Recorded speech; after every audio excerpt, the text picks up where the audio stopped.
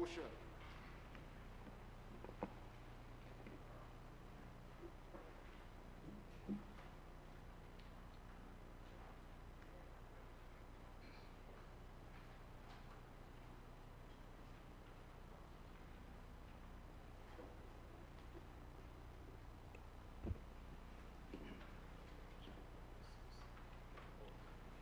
Authorization for additional credit facility from the International Development Association, IDA, for funding of the Emergency Agricultural Livelihoods and Climate Resilience Project.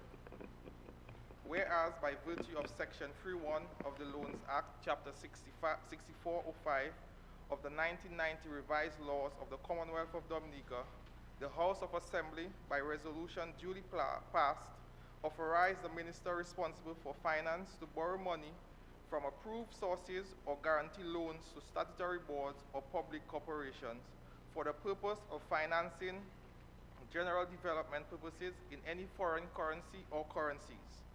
And whereas by agreement dated May 10, 2018, the government contracted a credit facility of $3,500,000 special drawing rights from the IDA for the purpose of restoring agricultural livelihoods and enhancing the climate resilience of farmers, fisherfolk affected by Hurricane Maria.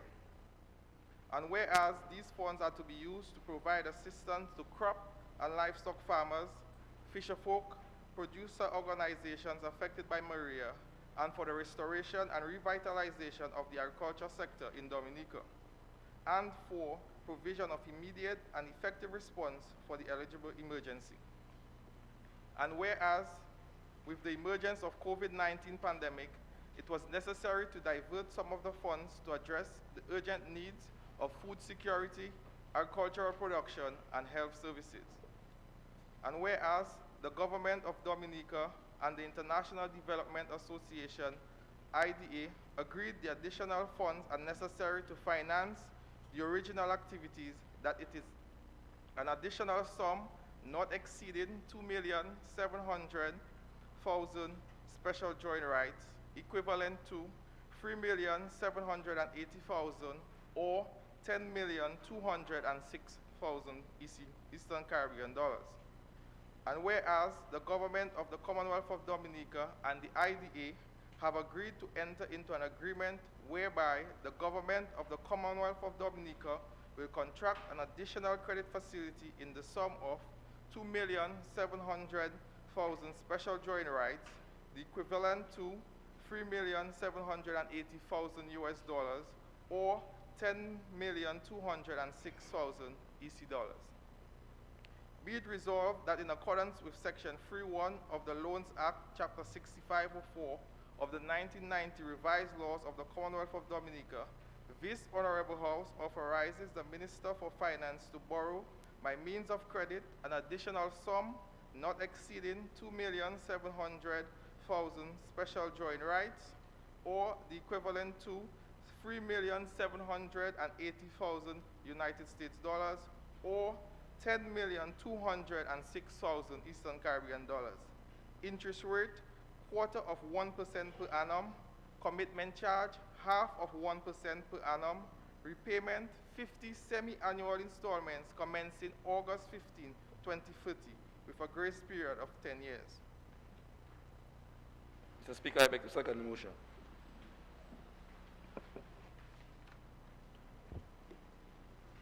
The motion is before the House for debate. Oh, sorry. Mr. Speaker, the resolution before this Honorable House seeks Parliament's approval to borrow from the International Development Association the sum not exceeding $2,700,000 special drawing rights or the equivalent to $3,780,000 United States dollars or the equivalent to $10,206,000 Eastern Caribbean dollars. This amount is required for additional financing for the Emergency Agricultural Livelihoods and Climate Resilience Project. Section 3.1 of the Loans Act 6405 of the 1990 revised laws of the Commonwealth of Dominica authorized the Prime Minister with the responsible for finance to borrow money or guarantee loans from approved sources or to guarantee loans to statutory corporations on behalf of the government for the purpose of financing general development or other purposes by resolution passed in this honorable House. Mr. Speaker, the coronavirus COVID-19, which started in November 2019, has spread across the world in an unprecedented quick manner. As you are aware, Dominica recorded its first case on March 22nd, 2020, and April 1st, 2020 to June 30th, 2020, a state of emergency was enforced to mitigate against the spread of this virus. The ports were closed to visitors, and most of our businesses were not allowed to operate in keeping with the recommendations by the regional and international agencies. During this period, Dominica recorded a sharp decline in consumption and economic activity with consequential threat to food security, lives, and livelihoods. Mr. Speaker, following the request of the Minister of Finance of April 15, 2020, the World Bank approval was granted for the activation of the IDA, Immediate Response Mechanism, otherwise known as CIRC, under the Post-Hurricane Maria Emergency Agricultural Livelihoods and Climate Resilience Project in the amount of $3.6 million or $10,206,000 Eastern Caribbean dollars. Mr. Speaker, the immediate effective response through the CIRC had the following objectives. 1, intervention to strengthen household income, local food security, and agricultural production. 2, to strengthen the public health system, including strengthening the capacity of our health sector to deal with the coronavirus impacts through the purchase of drugs, medical supplies and equipment, and protective equipment and gear, and also to enhance institutional capacity aspects of the sector. Mr. Speaker, using this facility, government was able to provide much needed resources to crop and livestock farmers, as well as other Dominicans who had an interest in growing small backyard gardens, to sustain themselves and to supply food to the country. Mr. Speaker, as we speak, residents continue to benefit from this program. There has been much enthusiasm and interest by the general public in the CIRC program. To date, the Project Implementation Unit has received a total of 790 applications for micro gardening component, and a total of 390 packages have been distributed to farmers. Under the livestock component, we have to date received 95 applications for support. 52 of those are poultry and 43 pork farmers. A total of 1,221 bags of poultry feed have been collected by 23 farmers. A total of 670 bags of pork feed have been collected by 20 farmers. We have received 9,000 day-old birds from Barbados. These birds are to be reared by local farmers for slaughter at the National Abattoir and for sale to the general public. This component addresses the livelihood challenges of the producers, and it makes affordable, good quality local meat for the general population, thereby addressing our food security challenges. Mr. Speaker, activation of the CIRC has created a financing gap in the Emergency Agricultural Livelihoods and Climate Resilience Project. The budget reallocated to the CIRC came from undisbursed resources originally earmarked for rehabilitation of our agriculture infrastructure, buildings and facilities under the second component of the project. These rehabilitation activities are essential for achieving the project objectives and remain a high priority. Therefore, on May 15, 2020, a request was made to the World Bank for additional financing in the amount of $2,700,000 special drawing rights, the equivalent to $3,780,000 United States dollars, or $10,206,000 Eastern Caribbean state dollars to address the financing gap. The loan terms being contracted, Mr. Speaker, are as follows. The loan amount, $10,206,000 at an interest rate of quarter of 1% per annum, 30 semi-annual installments commencing August 15, 2030. with a grace period of 10 years. Mr. Speaker, I commend this resolution to this Honorable House for approval. Thank you.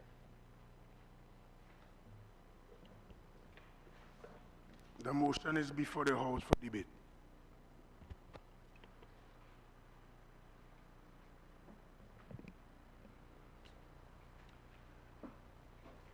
Mr. Speaker, I must start off by saying any amounts allocated to agriculture by way of loans or grants in this House, I will always support.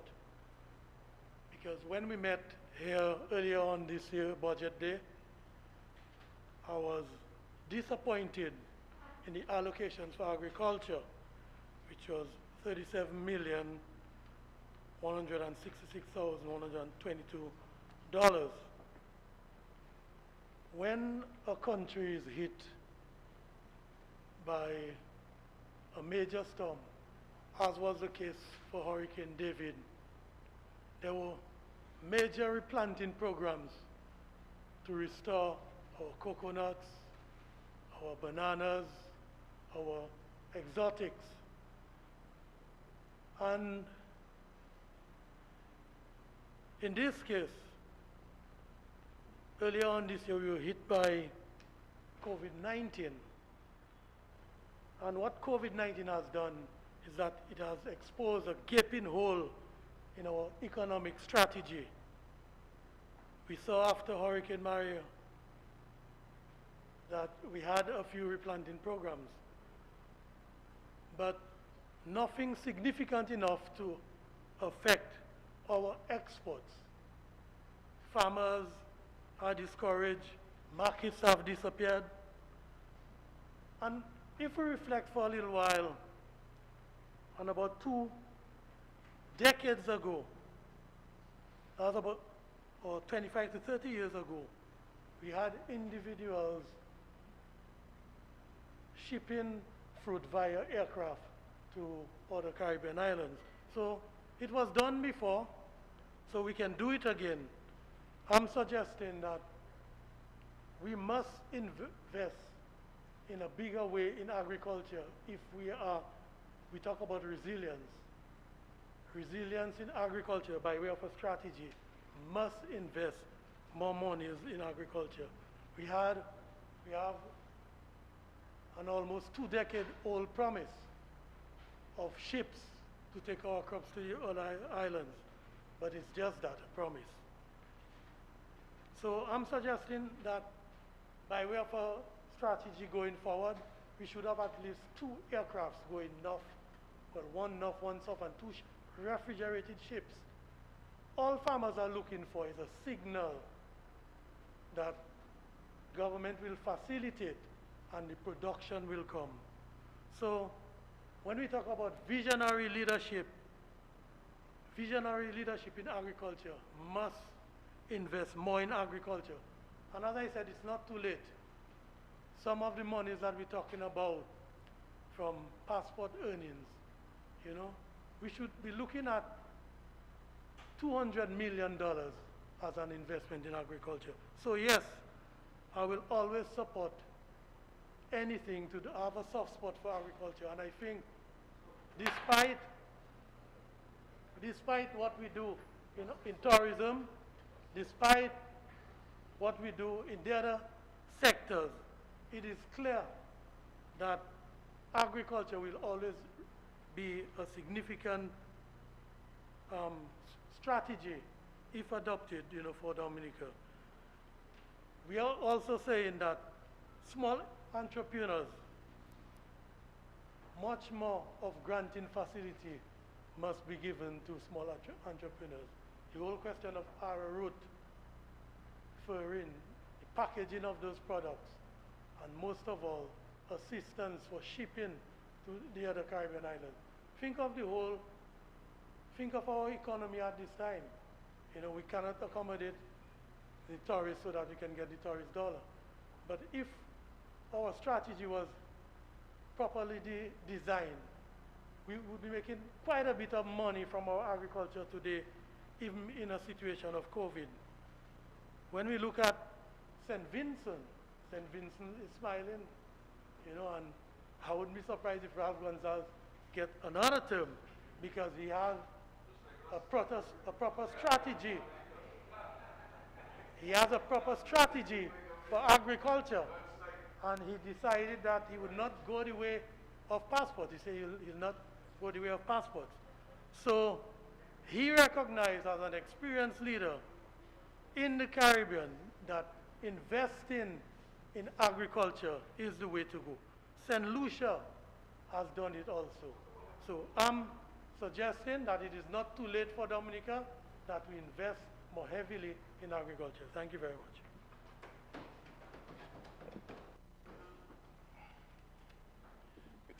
Mr. Speaker, thank you very much. I want to commend the Minister for Agriculture, my friend and colleague, Honorable Grant, for his stewardship thus far of that ministry. I believe that with his leadership, he will continue to ensure that the farmers of Dominica remain on the farms and that we can continue to export and to, very importantly, feed ourselves. Mr. Speaker, these funds here are welcomed. Many people believe that it is the World Bank that calls us and tells us, well, come and get money in Washington. These funds are made based on the request from the government. And the government determines how these funds are allocated in whatever sector we determine. And so this is part of a broader strategy that has been articulated in our agricultural policies, of which this fits into. And this is not only about, Mr. Speaker, about farming, but also involves fisheries. It also involves a component of agro-processing and adding value to our primary crops. It also involves the improvement of the facilities that provide, services and provide support to the farmers. We've indicated, and we're moving this, Mr. Speaker, you know, many farmers are in the hydroponics now, supported by this program. Farmers are planting, and Mr. Speaker, people who do not know about farming or who are not involved in farming must not make statements, they must ask questions. And so farming in Dominica continues to thrive. There'll always be challenges. You know, this farming, you know, open air farming or concept farming is subjected to the elements, and you'll have those challenges. You have issue of labor, not only the cost of labor, but the availability of labor, Mr. Speaker, which is a major challenge for farmers, and so on. But what we have done for these farmers in terms of providing cash to them after Hurricane Maria, this which caused farmers to get into the farms very quickly. And even when we saw COVID-19, we did not only provide additional support to the farmers, but we provide cash to many farmers to help them with the farm labor on the farms, so they can continue to provide for themselves and the families. Under this program, farmers are receiving inputs, farmers are receiving cash, farmers are receiving technical support. Farmers will be receiving implements and equipment, small equipment. There was a delay in this. This is the only complaint I've heard from farmers, is in respect to the delay of their receiving the implements or the small farm tools and farm equipment. And that was simply because, Mr. Speaker, as I was told, because a particular individual in the country raised an objection to the process. He felt that he was not given an opportunity to tender or to bid in this particular allotment, and therefore that had to be held upon until it was cleared. And my understanding is that this is receiving those implements and equipment, Mr. Speaker. And the member for Rosenhoff spoke about the issue of the ships. Yes, we had indicated we would buy 2 ships, but it was very difficult to get the appropriate ships that you require. But what did we do?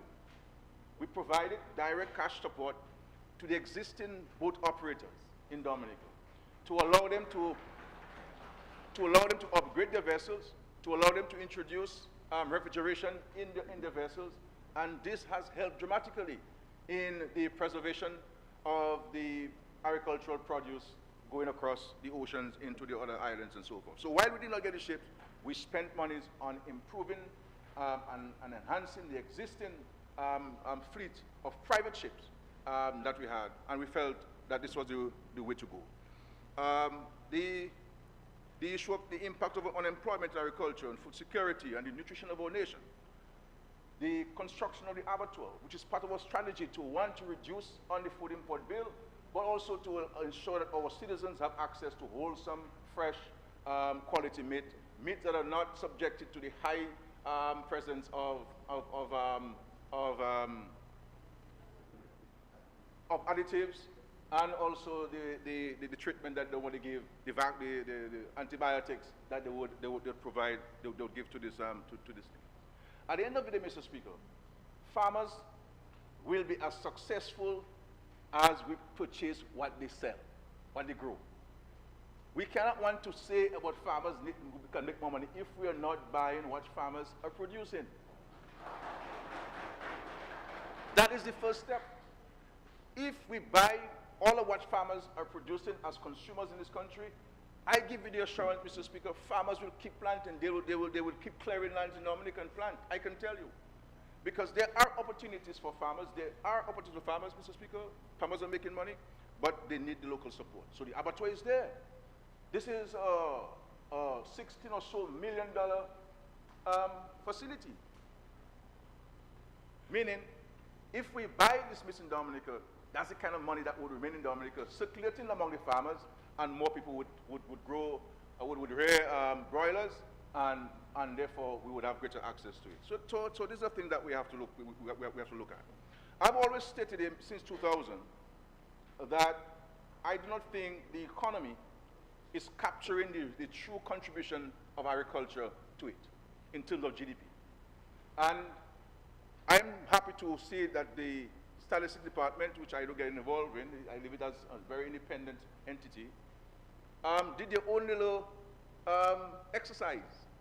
A gentleman in there, I believe Mr. Dick, did his own exercise, and he picked up the underreporting that is taking place in terms of exports. And he selected about 5 or so items, and it showed you the dramatic difference in what is reported and what is actually exported. So I think that we have to address the issue of statistics. We have to go back to the agricultural information management system. I know the minister is working on this to reintroduce it so we can get the statistics in there. And so these funds will no doubt assist the farmers. It will assist the economy. It is welcomed. I want to thank the World Bank for the extraordinary partnership that they have with this country.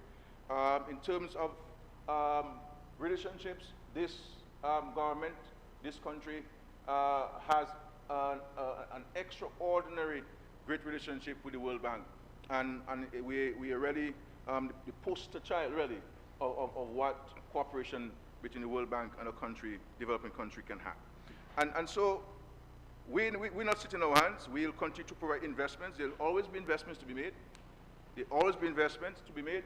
We have the presence of the Chinese here who are assisting with the propagation of plants and planting material, technical support, and also the provision of seedlings to a wide cross-section of the population. Each of us, Mr. Speaker, must engage ourselves in some planting or the other. Whether it's a backyard gardening, whether it's 1 or 2 fruit trees in our yard, an avocado tree, we all have to get involved in it and so forth. But at the end of the day, for us to reap the real benefits that are there in respect to agriculture, we have to consume it. So when I look at the watermelons which come out of Salisbury, why do we have to buy watermelons from overseas? The cantaloupes, we don't plant cantaloupes to sell, but we import cantaloupes. And cantaloupes, like watermelon, like cucumbers, can grow in Dominica. I grow them in Bakers, I grow them in Mondaniel.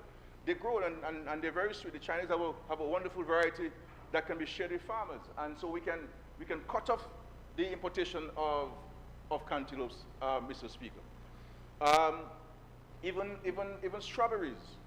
Strawberries can grow in here, and we can cut off the importation of strawberries. You know, why do we have to import avocados when we have avocados? And why do we have to buy them? If we go to the supermarkets and we tell people, I only want to buy local, they will provide it local. This is a free market economy. And people will sell what people buy. And therefore, let us not just criticize and say this is not doing, this will come to happen. The question is, what can we do together as a nation to support the farmers and to ensure that they can see the true returns of their hard work in the field? And sometimes people talk about there are not many young farmers in Dominica. And I tell people, we must not speak about that which you do not know. If you're going to talk about something from an empirical standpoint, you must have the data. And from where I go, Mr. Speaker, where I travel across the country, there are a number of young people in Dominica who are involved in agriculture and agro-processing.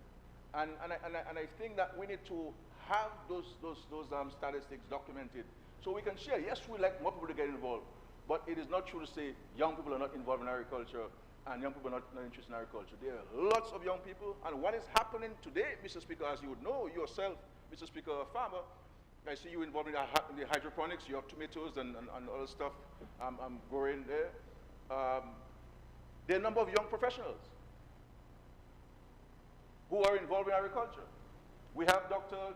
George in Loda, who is one of the major producers of local meats, chicken. You understand? So there are a number of people who are buying lands, who are involved in agriculture, and that is what you need. You need people to bring in money.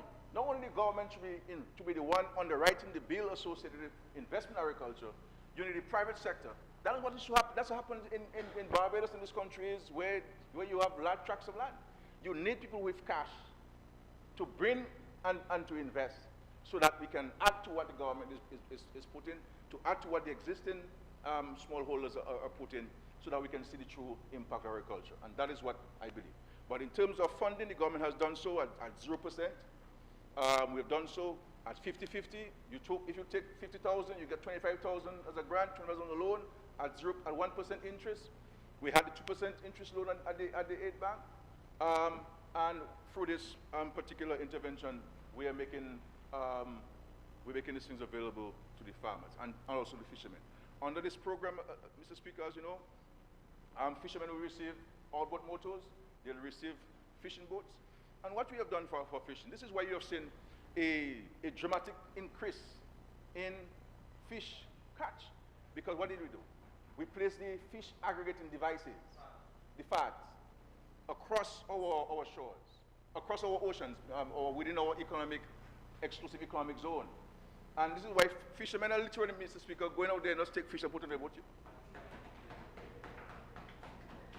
But my concern here is for the grouper, the tash and the redfish, because men not taking the time to fish anymore. Men just going out there and just putting fish on the boat, as Mr. Blackmore, the member for Mao said.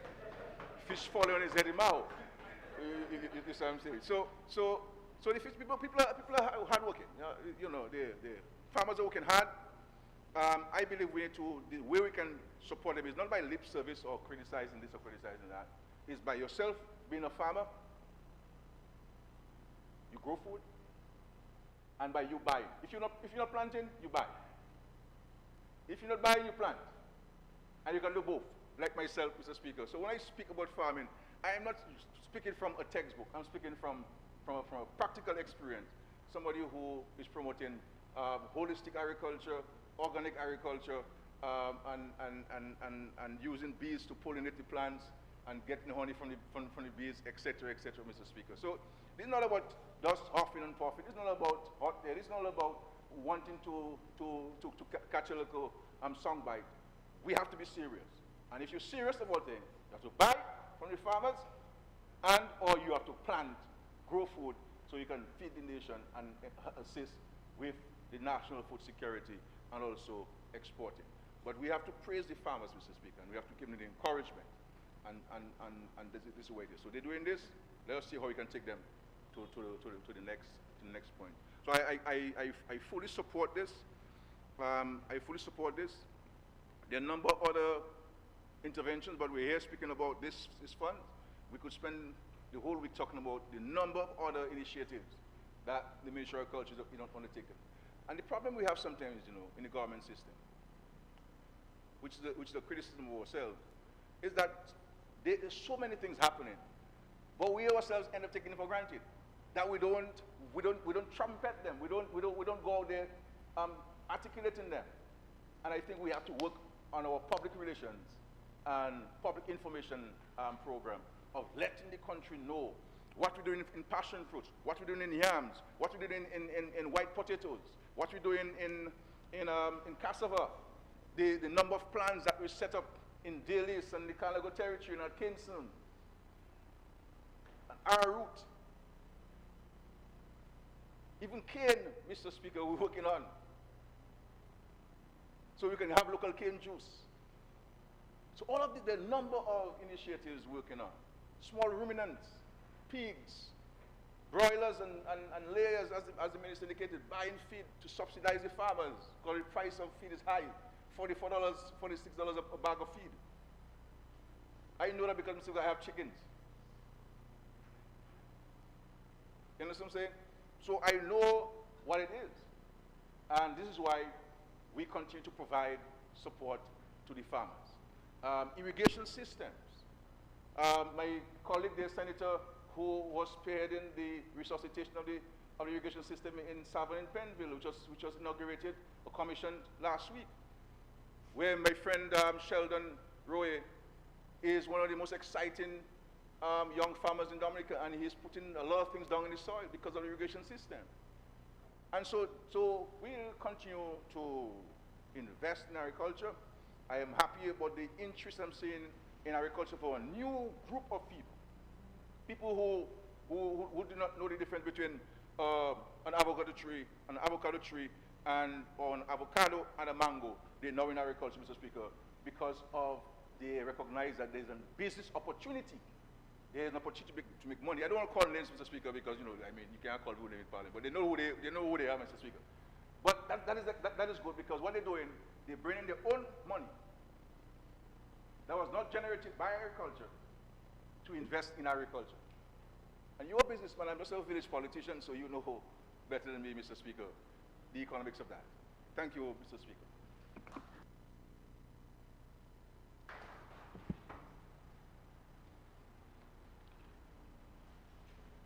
Good morning, Mr. Speaker.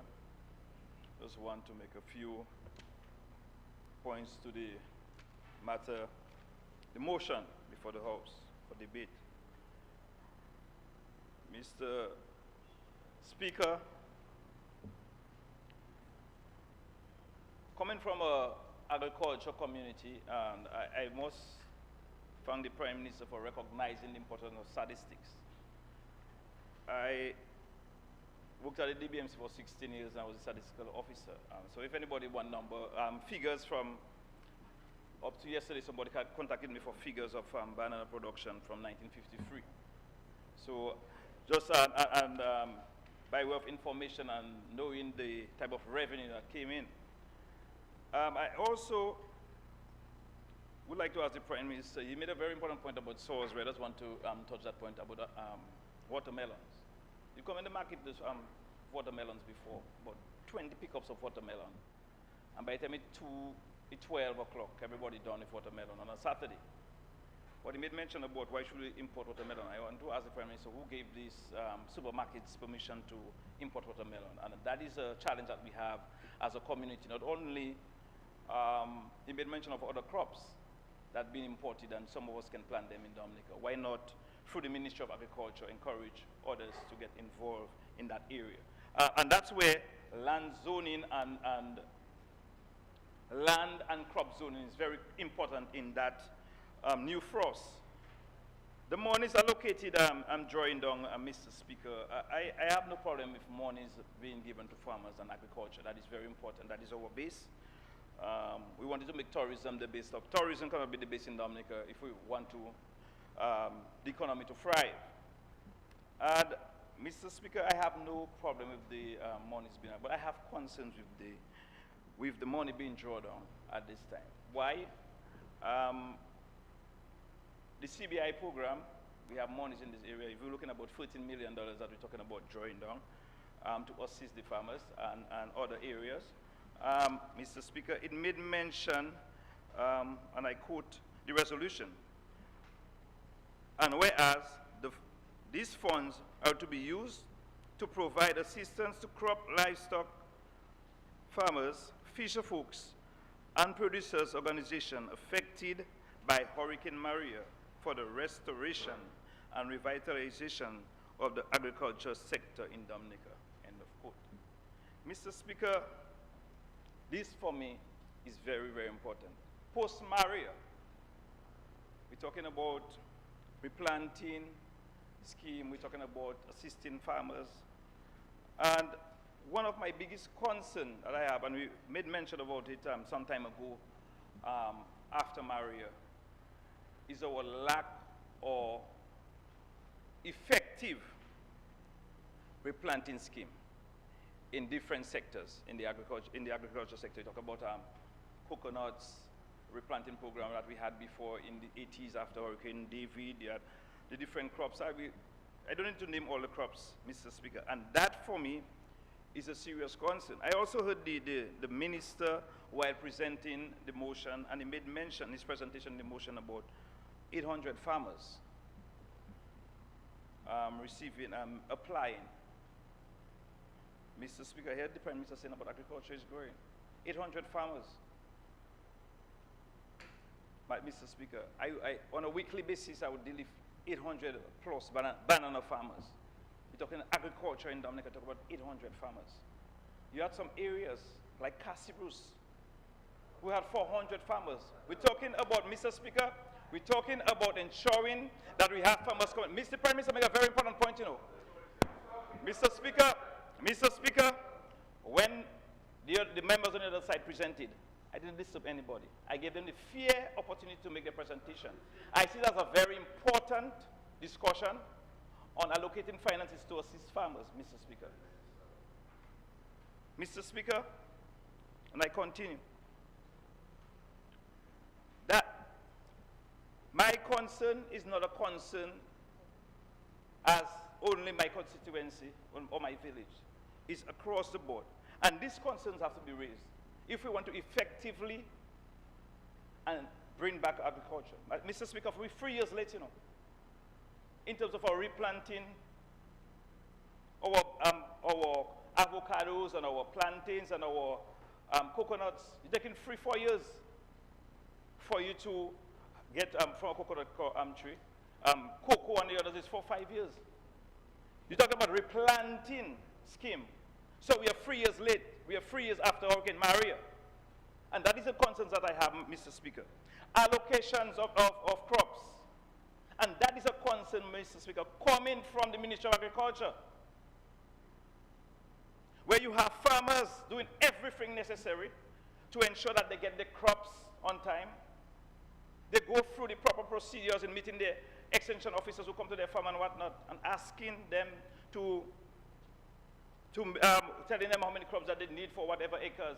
But Mr. Speaker, when some of these farmers go for these crops, they're still waiting. But other people getting crops, Mr. Speaker, to replant. And that's a fact. Mr. Speaker,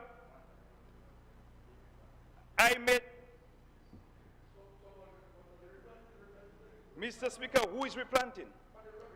Mr. Speaker, I know you'll tell me, Mr. Minister, I know that you're replanting as well. I know you're replanting, but the boni fide farmers who lost their crops during COVID, some of them got affected by tristasia and citrus greening. Because these farmers, Mr. Speaker, wanted to replant even before the hurricane. The hurricane destroyed the other crops that they had. Now you have the opportunity for these farmers to get this plant. They're being given to others. I am not calling names, they know themselves in this house, Mr. Speaker. Mr. Speaker,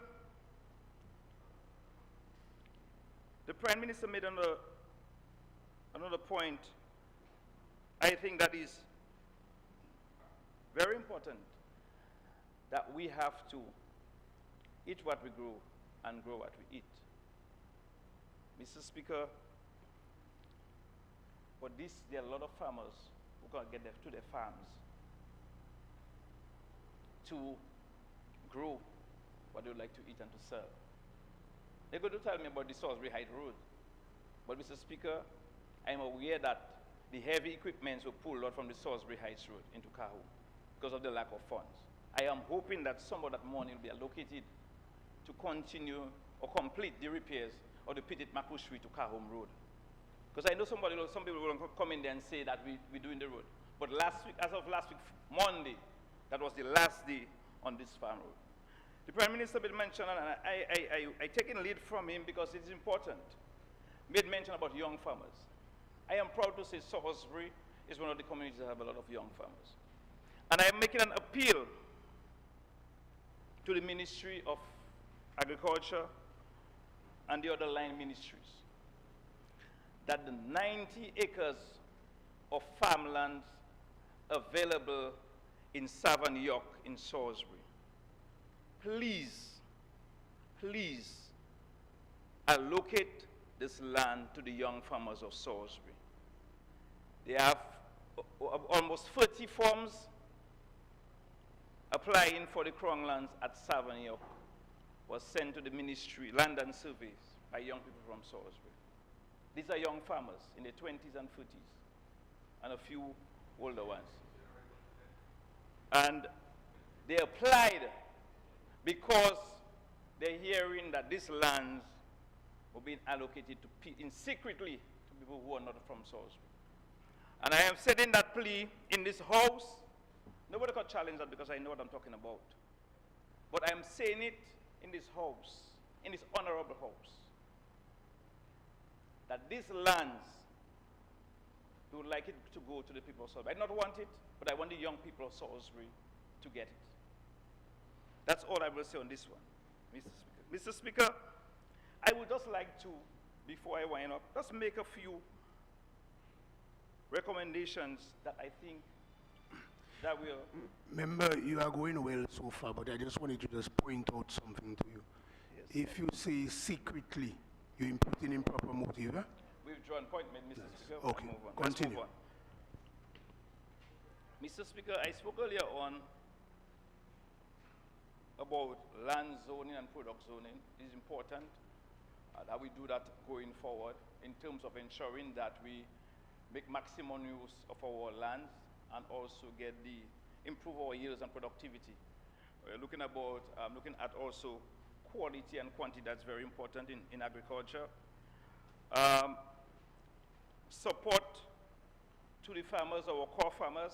I think that is important. If you have your core farmers get this type of support that they need in the different areas and the different farming regions, the core farmers in this area get this support. You have the other farmers who will feel obliged and encouraged to go back to their farms. So in terms of the road, the inputs and cash and equipment, I was mentioned. Farm access road, I made mention of it as well. Empowering our extension officers. Mr. Speaker, I have a problem with this one. As I said, I work in industry. I was not an extension officer. But I knew the important role of the extension officer. The extension officer is the one that knows and feels and get the energy from the farmers. They get the cursing and everything, but at the end of the day, they want to see results. And for you to get that kind of result, they have to be encouraged to work. Transportation. What do you tell me extension officers have to cover how many miles of road and not have a vehicle? But yet still they see other vehicles being from the Ministry of Agriculture is allocated to other individuals. But Mr. Speaker, that is what, these type of concerns, that is genuine concerns. Empowering, Mr. Speaker, also the involvement. Let us try to remove the political influence and other influences in the agriculture system. Mr. Speaker, I'm aware that there are containers of fertilizer in the garners, and a government or a political individual has the keys. Why not the extension officers to distribute farmer inputs of fertilizer to farmers who need it? That is what you want to see, productivity. Last time I spoke about it, the Prime Minister made noise about bus drivers.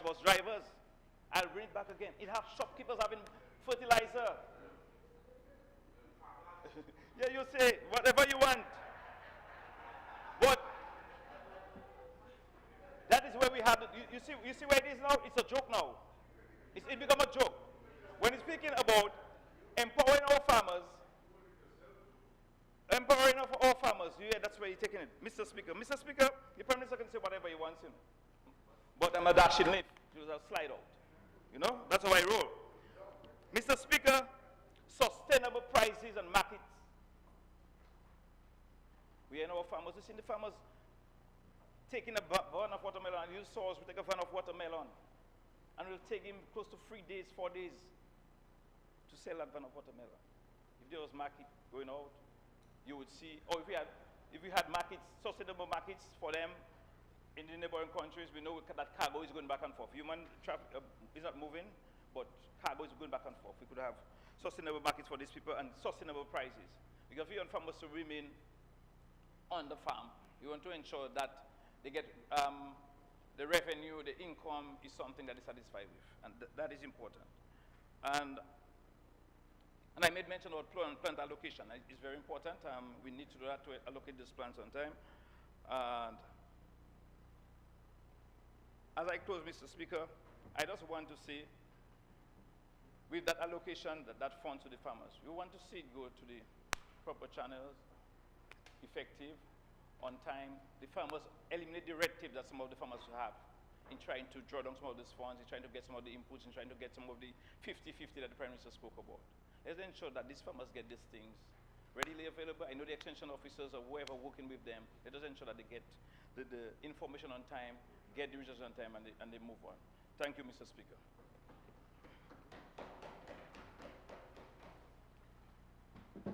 Mr. Speaker, I rise to support the motion before this Honorable House, Mr. Speaker, and to say that it is a great time for agricultural production and agriculture in Dominica today, Madam Speaker. Madam Speaker, today as we speak, and the member for the Salisbury constituency spoke about statistics, Mr. Speaker. But Mr. Speaker, the statistics will show that Dominica has the highest number of agricultural production today in the OECS islands, Mr. Speaker. That is the record. The records will show today, Mr. Speaker, that we are generating more than any other OECS country because of our agricultural production today in Dominica, Mr. Speaker. And, Mr. Speaker, that was the case even before Hurricane Maria hit us, Mr. Speaker. We were well on our way, Mr. Speaker, to establishing record figures in terms of agricultural exports, had it not been for Hurricane Maria, Mr. Speaker. And, Mr. Speaker, people talking about markets disappearing, Mr. Speaker, that cannot be so at all. Mr. Speaker, I am the parliamentary representative for the Portsmouth constituency, and the Longhouse WAF falls within that constituency. And within the last year, Mr. Speaker, even after, and the Prime Minister spoke about it, 2 budgets ago, we gave $500,000, Mr. Speaker, to the shipping subsector. We gave that, and we gave loans, Mr. Speaker. If you paid back 90% of the money, you got a 10% rebate. We put those monies at the NDFD. And every single boat owner that I know, Mr. Speaker, took advantage of that facility, Mr. Speaker. That is what we did so that they could refrigerate their boats, because we realized that we had the production, but getting our produce on the regional markets, Mr. Speaker, to be able to compete with the likes of the Dominican Republic, we had to ensure that we refrigerate the fresh produce. Mr. Speaker, we went even further in the shipping sector, and every single seaman, able-bodied seaman, who wanted to get qualified in able-bodied seaman certification and captaincy certification, Mr. Speaker, we sent them to Antigua and paid all the expenses covered by the government of Dominica through the Ministry of Trade. That is what we have been doing, Mr. Speaker. Mr. Speaker, and the Prime Minister and the presenter spoke about the facilities that have been made available under the World Bank facility and the CERT, Mr. Speaker. We have more boats on the water today. And that is why, Mr. Speaker, when we did our research, we recognized that we didn't have to go and invest in shipping. because the private sector were coming on board, Mr. Speaker, because they saw the potential. And today we have new boats on the water. There is a boat from Portsmouth, Mr. Speaker, called Promise Kept. And that boat does a fortnightly run from St. Thomas and the BVIs in the north to Trinidad, Mr. Speaker, in the south, stopping off at Barbados and St. Lucia and Martinique, Mr. Speaker. And even taking cargo not only from Dominica because of hurricane, our coconuts are down. So he goes to St. Vincent, gets his coconuts, and comes back to Dominica, Mr. Speaker, and gets the other ground provision. Mr. Speaker, do you know that I'm the minister for Dexia? And a couple of months ago, Mr. Speaker, we in October now. So about July, Mr. Speaker, one farmer harvested 36,000 pounds of yams for one exporter for the Martinique market. A check had to be made out to that particular farmer in four tranches at $72,000, Mr. Speaker, right here in Dominica for just yams. So there are producers, Mr. Speaker, generating revenue. What we have to do is to encourage all of our people, Mr. Speaker, to go into production because the markets are there, the transportation is there, the multipurpose pack houses are there, Mr. Speaker, so you can bring all of your produce to the multipurpose pack houses in Roseau and in Portsmouth, and there are other private persons doing their own packaging, Mr. Speaker. And I don't want to call their name, but I'm in regular contact with them. Just last week, I spoke to, and I'm sure he wouldn't mind if I call his name, Chad Musgrave. And Chad told me he's doing very well. His business is booming, Mr. Speaker. And his business is booming because he can get the produce. And he himself told me he wants to even go even further and invest into more lands, Mr. Speaker, because the demand for Dominican fresh produce is absolutely phenomenal on the regional market. And this is because of the plans and the programs that have been put in place, like this one we are debating, Mr. Speaker, by this government.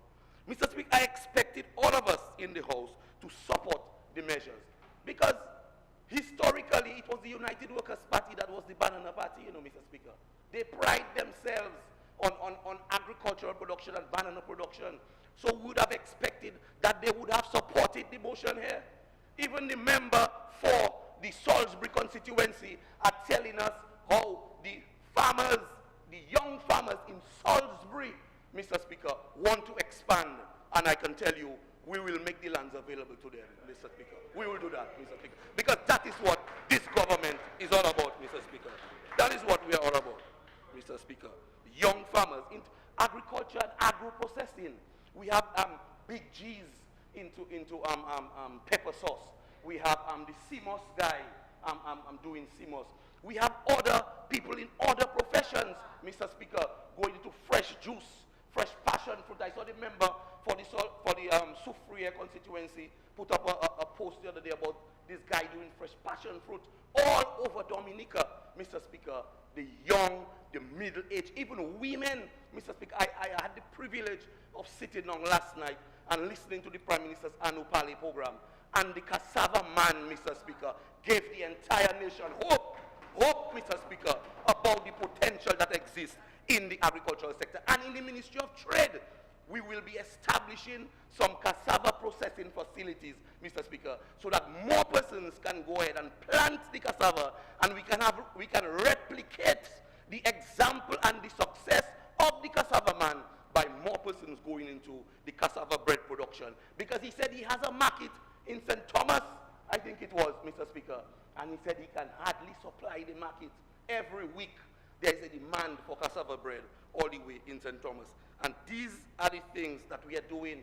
Mr. Speaker, you heard me in the budget on as far as fish is concerned, Mr. Speaker.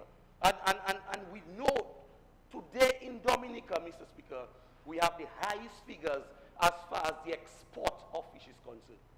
Fishermen and businessmen are buying the fish now from the fishermen and freezing it and exporting it to places like Antigua and St. Martin, Mr. Speaker, because of the work of this government. So, Mr. Speaker, we have to support this motion before the House, Mr. Speaker. This government is the agricultural government. The records will show, when the history of this country is written, that this government has done more for agricultural production, farmers, Mr. Speaker, in this country than any other party, Mr. Speaker. This is clear. So let's talk stats. If the member for the Salisbury constituency want to talk stats, let us look at the facts and the figures. And the facts and the figures will show you, Mr. Speaker, we were the ones who spent millions of dollars to bring tissue culture, banana plants. We flew them all the way from France, I think. We got 40,000 plantlets, Mr. Speaker. This is the government, Mr. Speaker, who established the 1 mile Chinese agricultural center. Now, Mr. Speaker, we brought oranges, Mr. Speaker. We're talking about citrus to fight the citrus tristeza virus. We brought oranges, Mr. Speaker, and citrus plants all the way from Israel, Mr. Speaker, in the Middle East, down to Dominica, Mr. Speaker. We got the Cubans to help us, Mr. Speaker, on the citrus tristeza problems we were having, and distributed the fresh, healthy seedlings all over the country to the farmers. Mr. Speaker, there is no doubt. And when I speak, Mr. Speaker, without any fear of contradiction, that this government is in fact the agricultural government, Mr. Speaker, and will go down in history as such. And this facility here, Mr. Speaker, that is the foundation, that is the springboard upon which the new agricultural thrust is being established by this Labour Party government, Mr. Speaker. Thank you, Mr. Speaker.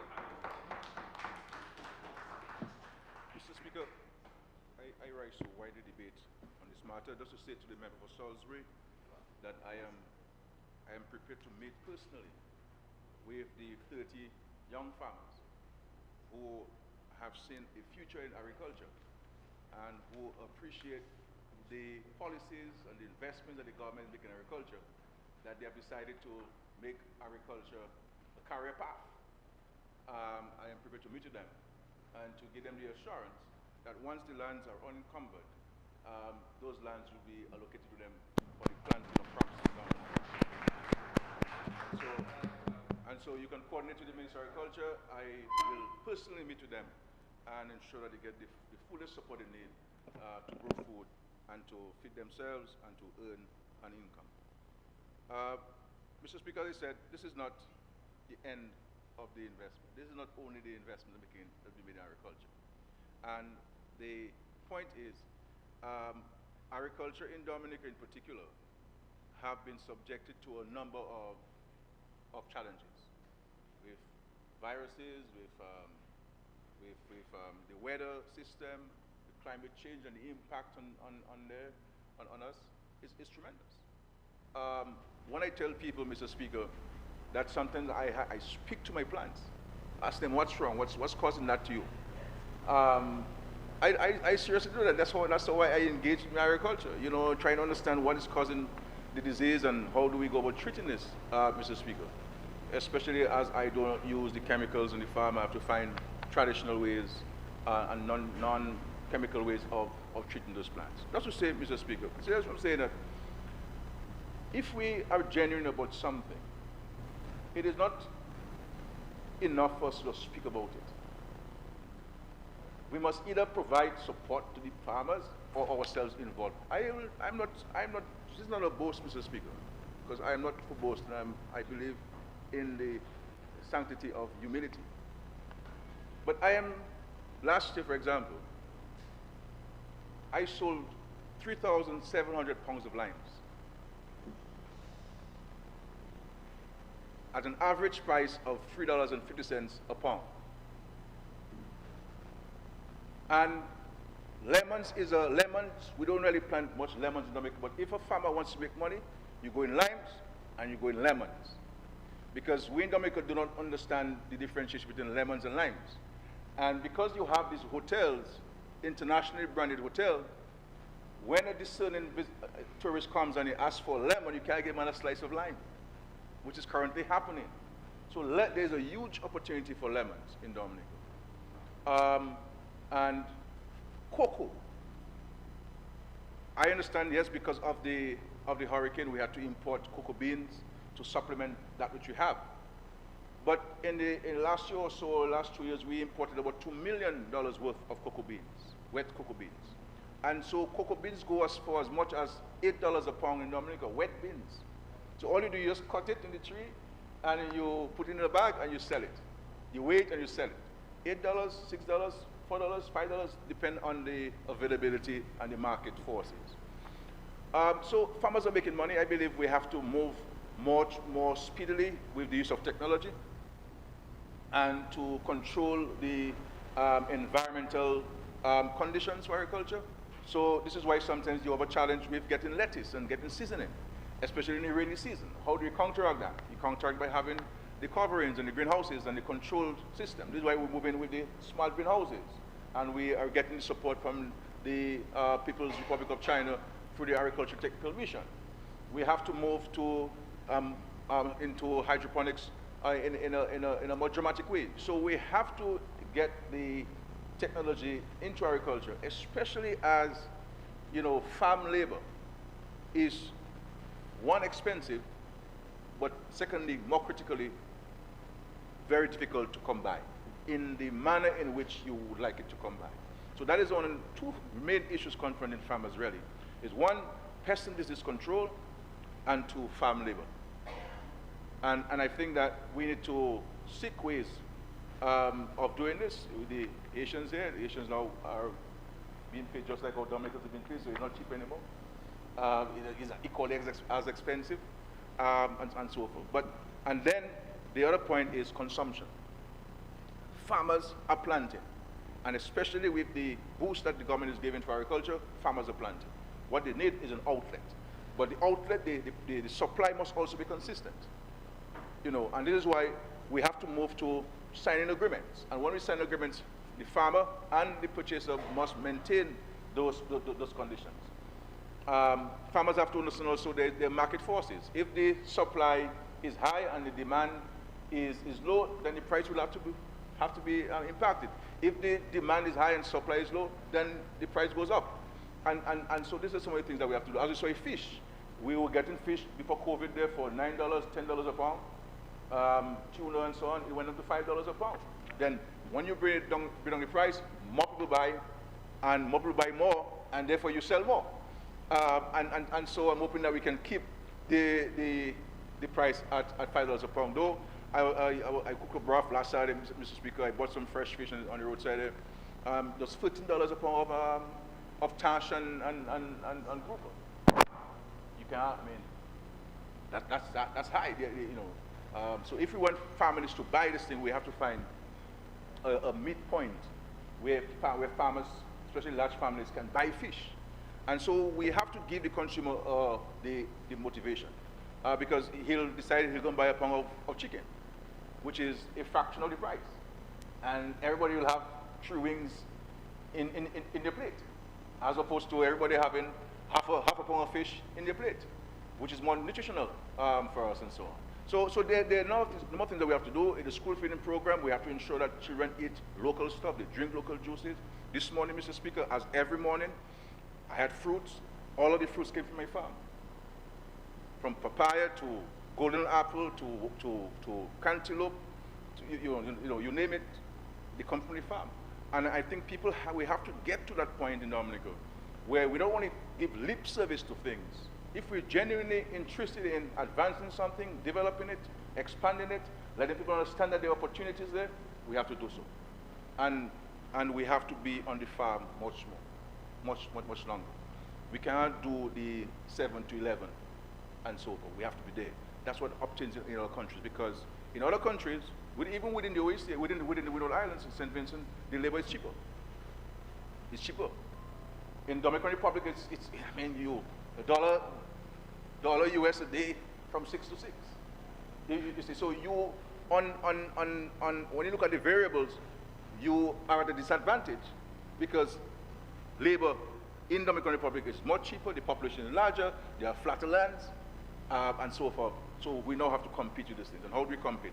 Our niche markets, and ensuring that we supply consistently. There are markets up there, we are selling a lot, There are many more hucksters now than there were 15 years ago because people are hearing the news that hucksters making money. And so they get into the business. Likewise, the member of Salisbury quite rightly recognized that there is a future in agriculture. He has 30 young farmers, on average age 22 years. And all they want from the government now is the 90 acres of land in Savannah to give to them and we do. So I am saying that if that is what they want from the government, subject to what the Commissioner of Lands advises, we'll make those lands available to the 30 farmers who, because of the policies of the Democratic Labour Party, they have decided, my brother, let us go and work the soil because, boy, I have carried them putting a lot of money in agriculture, and there's a future in agriculture, and let's roll. Let's roll. And I believe it is only fair, and I say so with the greatest of sincerity, Mr. Speaker, it is only fair that if the government has lands available in Salisbury that are not being utilized, let us make it available to the 30 young farmers of Salisbury so they can grow the crops, Mr. Speaker. And this is not the first time we do that, you know. We gave the piggery. I went up there many times. I know the place you're talking about. And we've allowed farmers to grow crops there. And we gave the piggery to Mr. Gadi, may his soul rest in peace, a decent gentleman from Salisbury, at $1 a year. At $1 a year to run the piggery there, and he did a fantastic job in creating employment and providing fresh pork to our local Dominican market. So it's not the first time we're doing these things. I have been to Salisbury where we've assisted farmers on the Grand Savon area. I've been to these areas where we provide support to farmers. I've been to Salisbury Heights, where we provided planting material to farmers there, and inputs to farmers, cocoa seedlings and citrus seedlings, and banana plantlets, and all these things there. So I know these places very well. Up in the heights of Coolidge Street, Montrachet, where we have assisted farmers in the irrigation system. They're transporting water on their vans, and we gave them some support to bring water tanks there and get a pump to pump the water and all these things. All those things. And all those things will come, but we cannot not say or get the impression nothing is happening. If we're going to say we need this, we must first say what we've got and what we're getting. And say, you know, you're giving all these things, but we need a little help there to really get to the point. And that's how if we are sincere about engaging, as we say we are, then that's the approach we will take. But it is not in the farmer's interest if we say we want to help them, but we're always negative. We must give positive reinforcements to farmers. Encourage them, notwithstanding the challenges. Encourage them to continue on the farm. And so that other people can appreciate the importance of agriculture and get involved. And I get involved in agriculture because I've always been involved in agriculture. When I was in primary school, Mr. Speaker, I had over 40 goats, over 60 rabbits. And I had to run 1.5 miles to change them every day after school from PSS and from the primary school. And in Vickers, I have maybe about 60 birds, you know, local fowls, you know, the pool freezer. So I engage in local fowls. They are grass-fed, Mr. Speaker. We give them coconuts and so forth, the organic birds. So the eggs are a little smaller, but more nutritional and more valuable, more expensive. So if I sell you a dozen eggs from that, my brother, you have to charge it. You have to take your time and bring an egg. You cannot bring the egg like that because that's a valuable egg. And in one day, I have about 30 birds laying about 30 eggs every day. I give out to people. I don't necessarily sell, but there are a lot of things that we can do. So if I, as Prime Minister, have the time to go on the farm at 5:30 in the morning, we have to tell the people that you yourself will have 24 hours at your disposal. Let us get productive. Let us get productive. This country, we don't have the luxury of just talking and criticizing. The Lord has given us a day to work. To work. Not to talk, not to criticize, to work and to encourage and to build, to construct, and to rebuild. That has been broken. And that's what we have to see ourselves as if we're really serious about making a contribution to Dominica's development. Because there is a former Chief Minister, Premier of the BVI, who once said, he's deceased now, O'Neill. He says, talk is cheap. But talk is even cheaper because of all these talk shows you have in the Caribbean.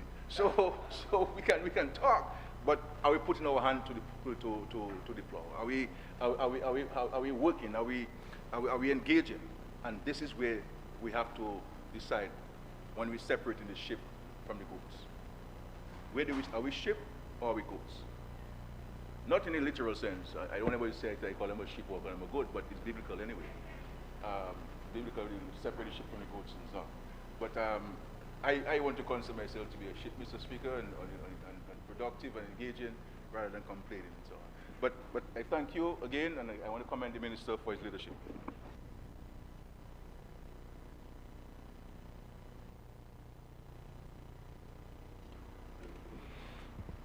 This concludes the debate on the motion. I will now put the question. Be it resolved that in accordance with Section 3.1 of the Loans Act, Chapter 6405 of 1990 revised laws of the Commonwealth of Dominica, this Honorable House authorizes the Minister for Finance to borrow by means of credit an additional sum not exceeding 2,700,000 special drawing rights, equivalent to 3,708,000 United States dollars, or 10,260,000 Eastern Caribbean dollars, at the following terms: interest, 0.75% per annum; commitment charge, half of 1% per annum; repayment, 50 semi-annual installments commencing August 15th, 2030, and the grace period, 10 years. Those in favor? Those against? The ayes have it. The motion has been approved.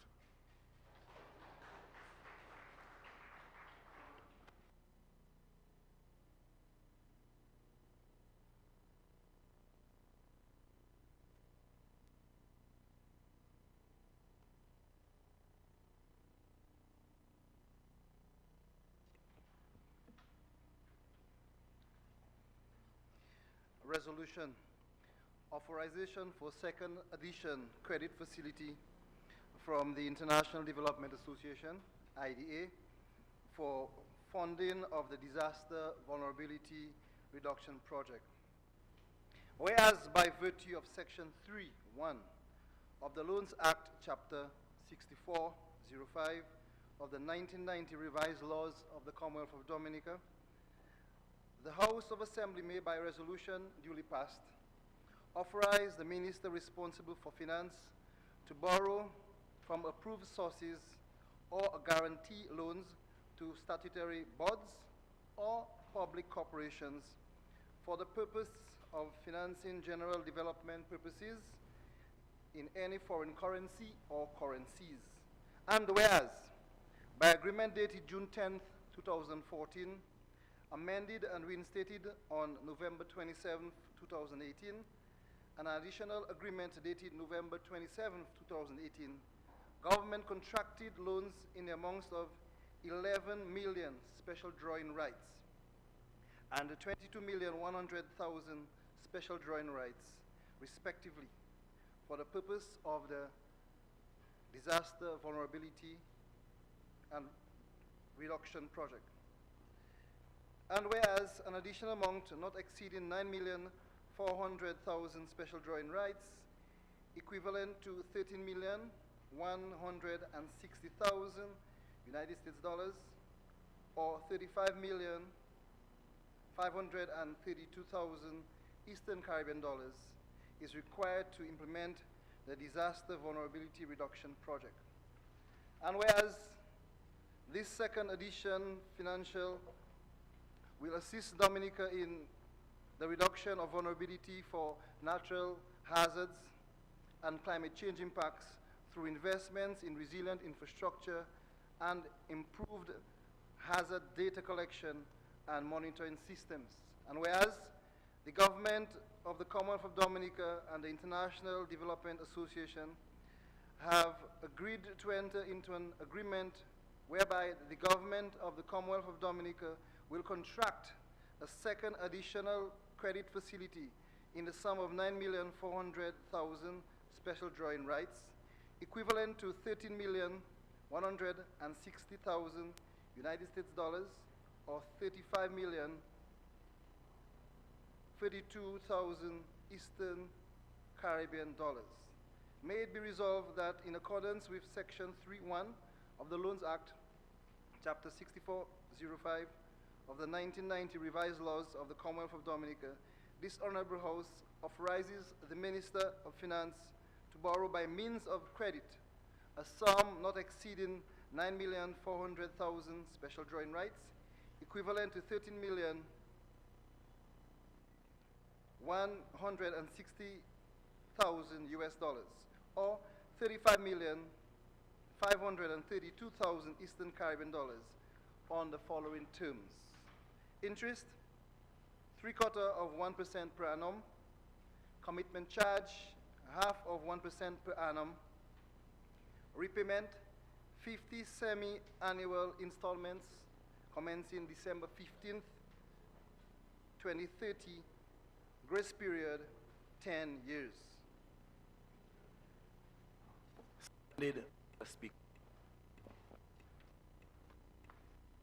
Mr. Speaker,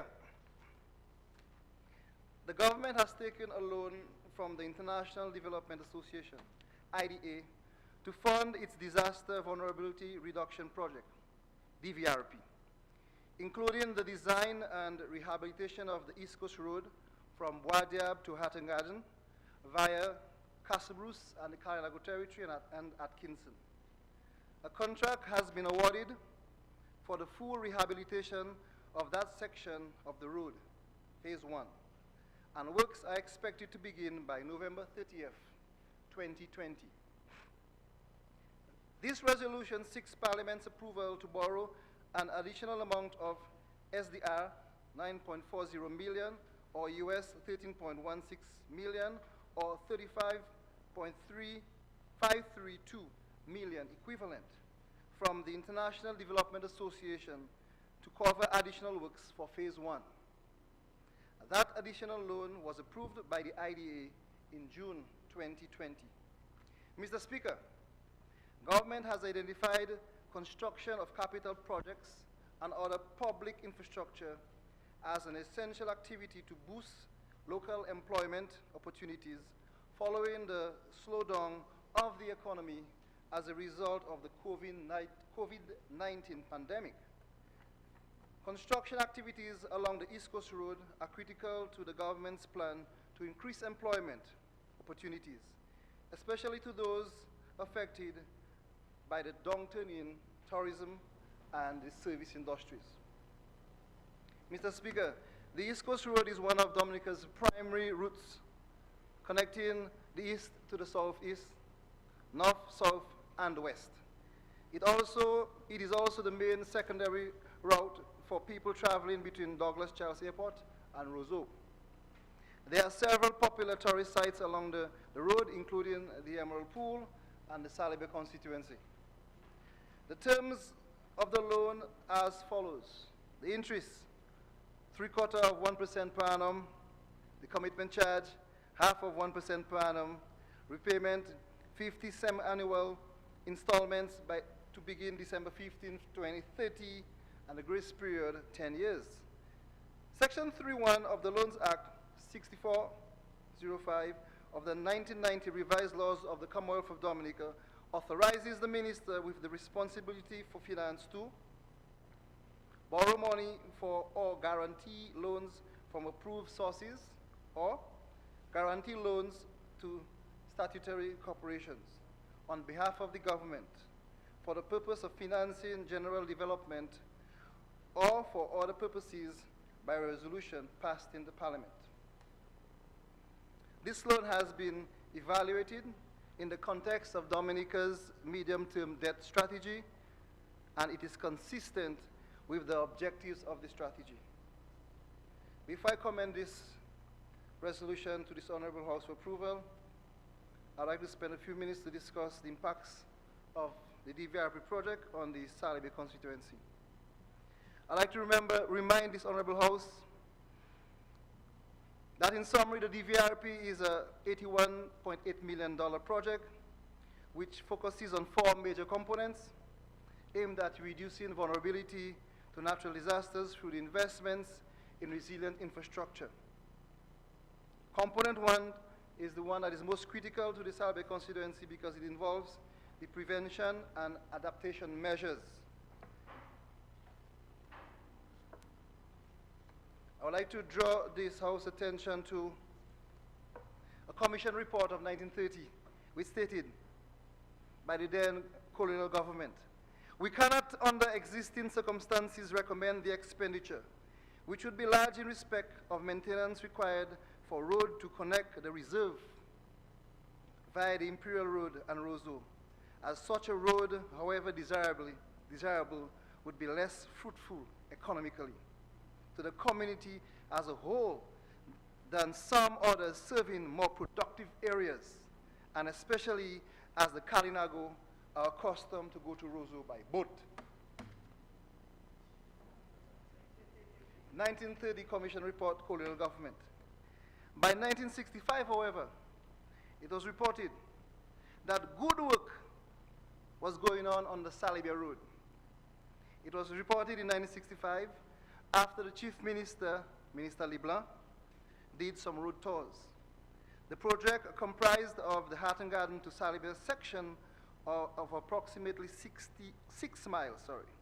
The project had begun in the second half of 1964 with a 3-mile portion costing $158,000 of a CDB grant. I'd like to say to this Honorable House, Mr. Speaker, that the road traversing the Kalinago territory in Atkinson was established finally in the 1970s under the then Honorable Lawrence Lyons Daru. And the Salibia School honored him over the last week at their market day, along with my grandmother. And I believe that this road, when completed on the DVRP project, should be rightly called the Lawrence Lyons Daru Highway. And it should be officially done so in his lifetime. Mr. Speaker, it's also important to note that any loan contracted from the World Bank that affects the lives of indigenous peoples around the world are affected and have to be treated by the development of an indigenous peoples plan. So by the mere fact that the World Bank has continued to work with the government, it would appear, and it would state that the indigenous peoples plan within the context of the Dominica state is taken into consideration. So the population affected in Kalinago territory and Atkinson will be done so in a positive way. Mr. Speaker, I'd like to call on the residents of that constituency, Salibia, Atkinson, more specifically Kalinago territory. They call on the skilled workers to make sure they're up and ready to work. And not only the skilled workers in terms of able-bodied people, but also the food and beverage businesses to be ready.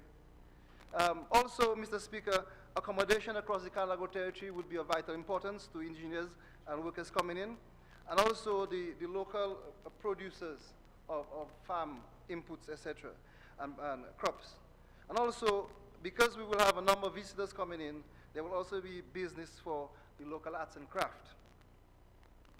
I will argue, Mr. Speaker, that the East Coast segment of the road passing through the Salbei constituency will make a crucial contribution to the economic development and also the growth, and it will bring forth some important social benefits.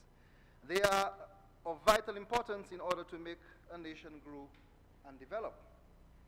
Mr. Speaker, a road network is crucial in fighting against poverty. This is because it will provide access to employment, social, health, and education services. For those reasons, road infrastructure, I argue, Mr. Speaker, is one of the most important public assets.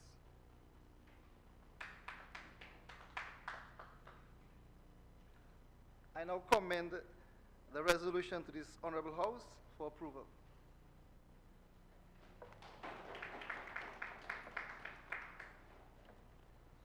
The motion is before the House for debate.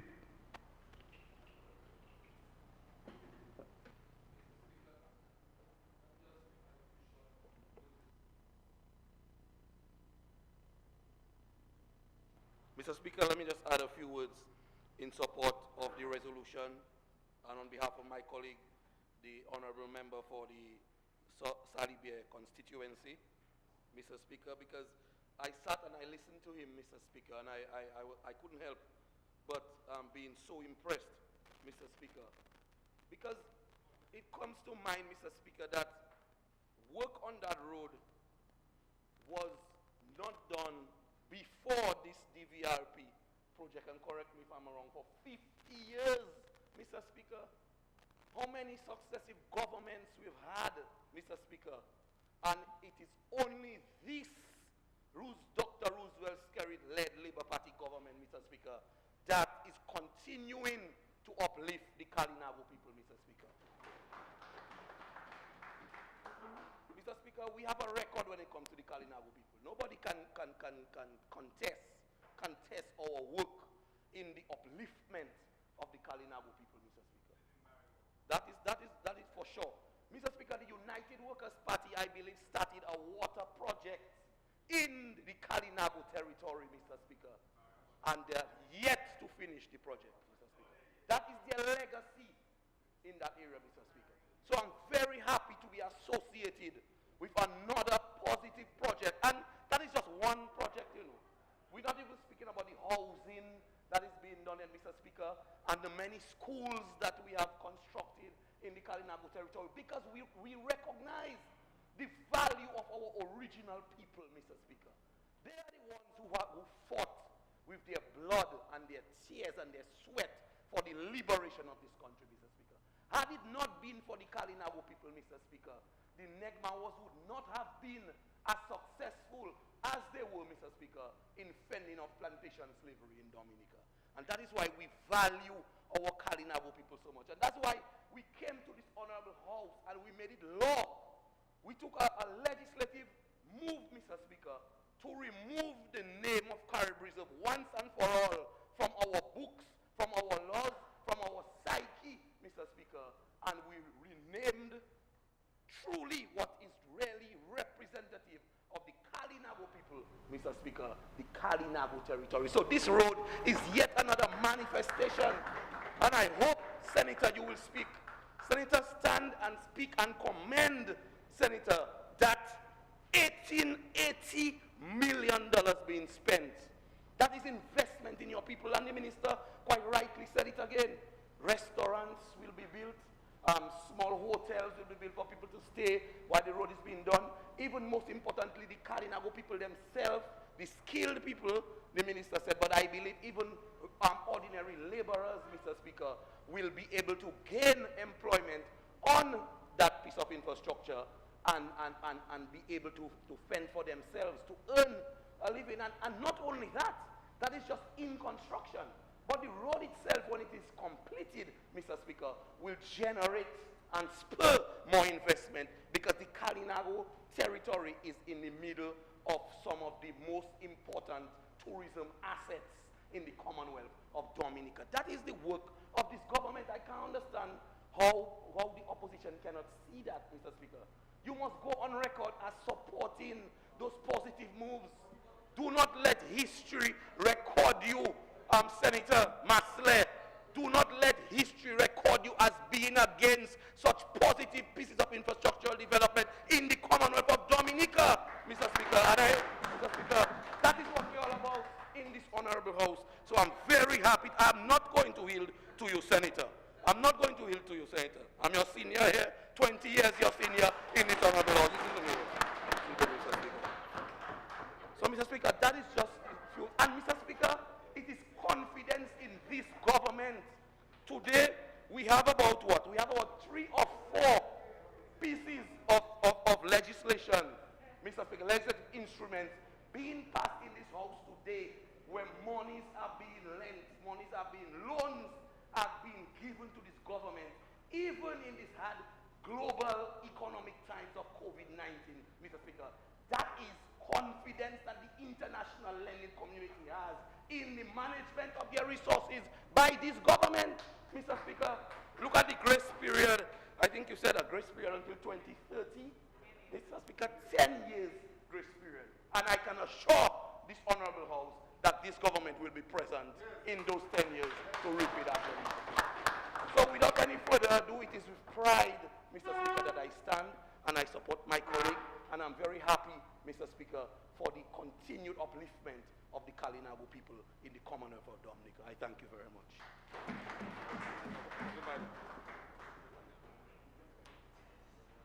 Mr. Speaker,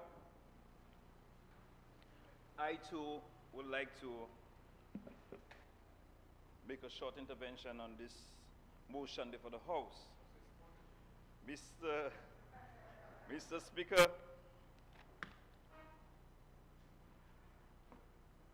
I must say that I was privileged to be in this House, this honorable House, together with the former Minister of Tourism, the Honorable Norris Prevost.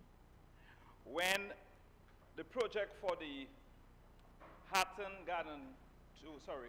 Poncassi to Hatton Garden Road we were looking for funding, I think it's 2011, 2012 in that time. Mr. Speaker, and Mr. Prevost made a recommendation in this honorable House that we take money from that project, that funding, it is a lot of money, and divert some to exactly that road that we are speaking about, drawing on money for about 9 years later. I support any road project that is being done around the island to ensure that we bring quality service to people within these communities. Mr. Prevost's contribution was about these villages from Poncassi right through Cassibus on the Kalinago territory, going back to Pegua, saying about enhancing that road and make it adding quality to the life of the people in this area. The same thing that the senator is mentioning right now, 9 years later, about improving the Kalinago territory, the road, adding value, and then other things will come in this area. Mr. Speaker, we're talking about disaster vulnerability reduction project and ensuring that we have good roads, Mr. Speaker.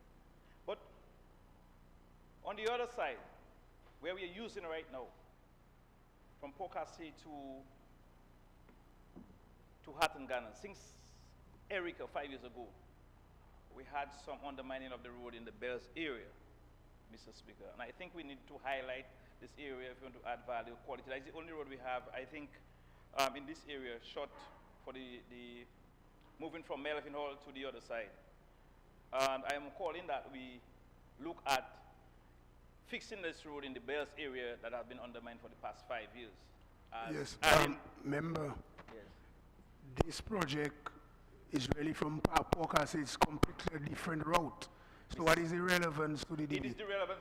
Mr. Speaker, we're talking about disaster vulnerability reduction and adding value for the roads connecting all people from point to point. Mr. Speaker, I also have a problem with the Layu Valley Road. We're talking about vulnerability, access, and road. Road we're talking about, Mr. Speaker, funding for that road. But I'm just highlighting other roads that need to be addressed, Mr. Speaker. And they got, some of them got damaged via barrier or tropical storm Erica. But the Layu Valley Road is another very vital road, very important road. And this road, Mr. Speaker, I am just bringing that to attention of this House, to the minister, the relevant line ministries. How soon we're going to address this very important road in terms of agriculture, in terms of accessibility, vulnerability, and these things, Mr. Speaker. And this is my concern that I have. I am 100%, as I said earlier on, for developing our infrastructure, making sure that we have safe roads, and not only safe, but durable roads. That you cannot invest in a road, and in the next 5-10 years, that road has to be repaired as well. We're talking about ensuring that we do road for lasting projects that will last us 20, 30 years. And any investment towards that is being done creating employment for the people in the Kalinago territory. I'm for 100% for not only Kalinago territory, but from Castle Bruce along that road, Mr. Speaker. So I just wanted to highlight, Mr. Speaker, the two areas that I have concerns as well. That is the Bells area and also the Layu Valley Road. Thank you, Mr. Speaker.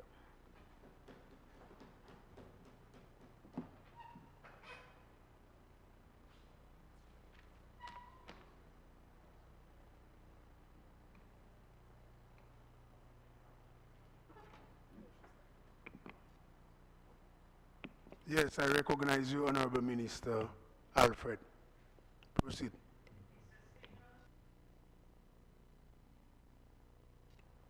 Mr. Speaker, I stand to commend the government on its effort to ensure the safety of all Dominicans.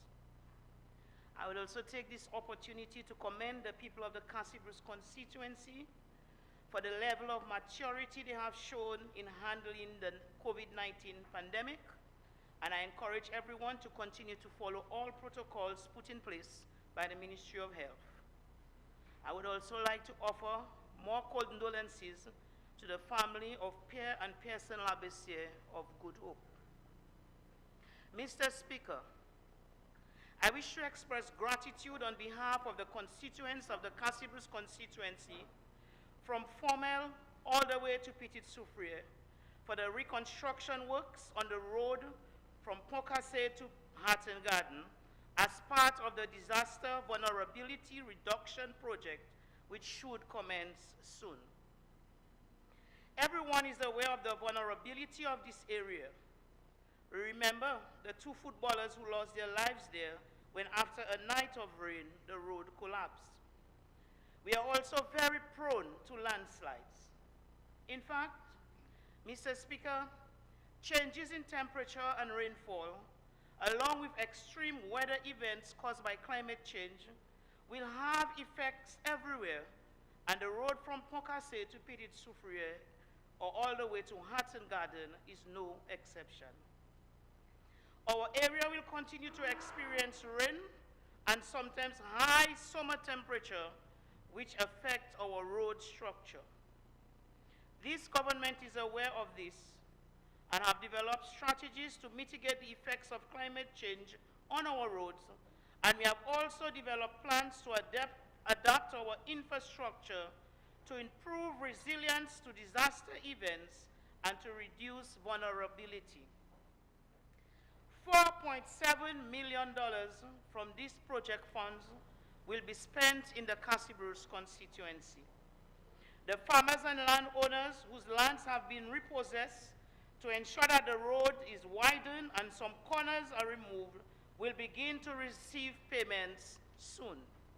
This means that money can be used to purchase consumer products and to cover personal expenses as they meet their needs and wants. Or these funds could be used for small productive investments. This will bring economic benefits to the area. Substantial short-term employment opportunities will be created by the project during the construction works. This means employment opportunities for both men and women, which means cash transfer to the local workers, which translate to a cash injection to many households in the area. In addition, Mr. Speaker, the people going to work are going to need clothes, tools, accommodation, transportation, and of course, food.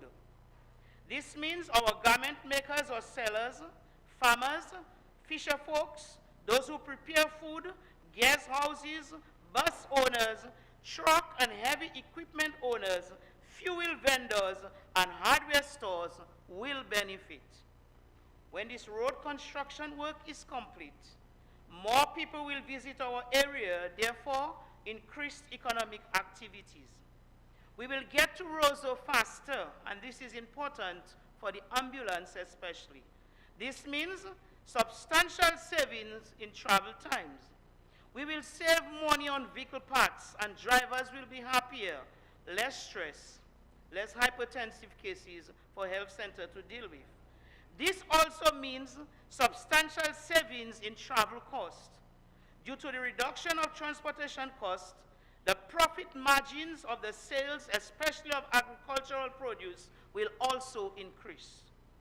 Other benefits associated with these projects relate to increased long-term employment opportunities, improved access to local markets, health centers, educational facilities, and also public transportation. With the improved road access, more products will become available locally, and the number of local businesses will be increased. The value of agricultural land may also increase significantly. Agricultural, tourism, and other economic activities will expand and intensify.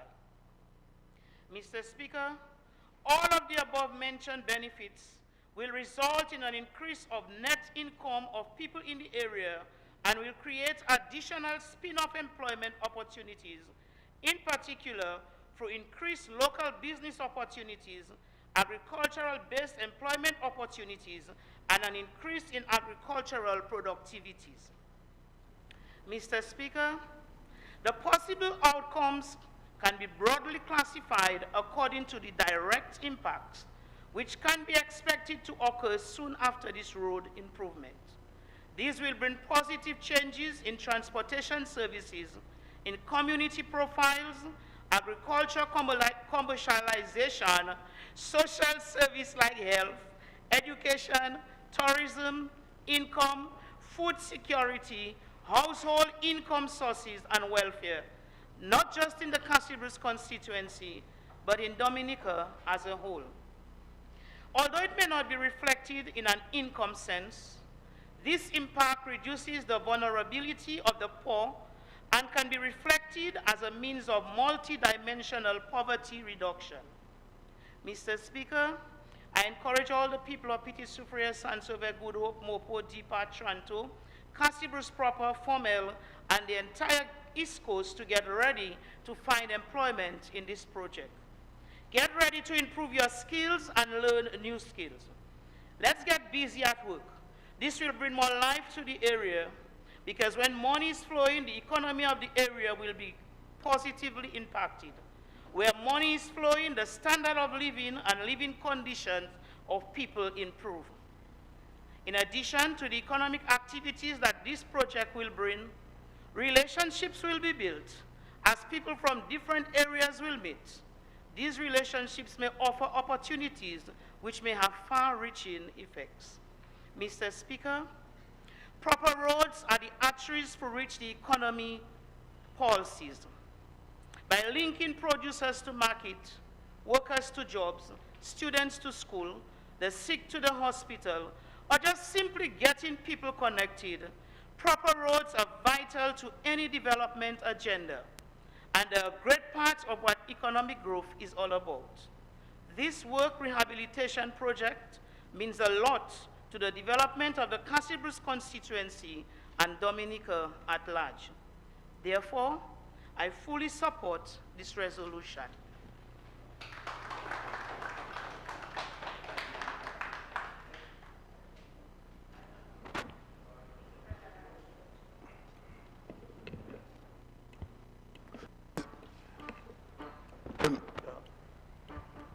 Or you will continue? Yeah. Just a few words, Mr. Speaker, to add in my support for this motion before the House. As you know, I'm from Cassibrus, from the east, so I benefit directly from it. I also have some Kalinago blood in me. But more importantly, Mr. Speaker, I represent Carrier community, Kalinago community in Capuchin. And they have maintained, although they have been in Capuchin for several decades, but they have maintained their strong links with the Carrier roots.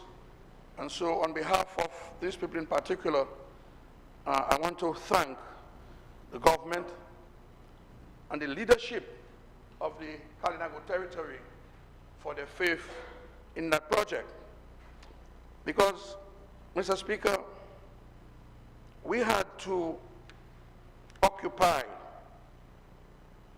almost over 400 parcels of land in the Kalinago territory alone.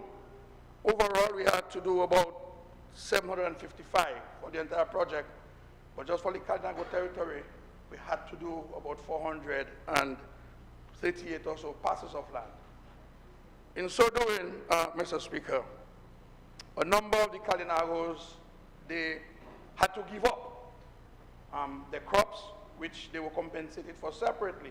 But 102 parcels were made up of crops and land, another 400. That cost the government about $1.7 million that was paid into the Kalinago Council.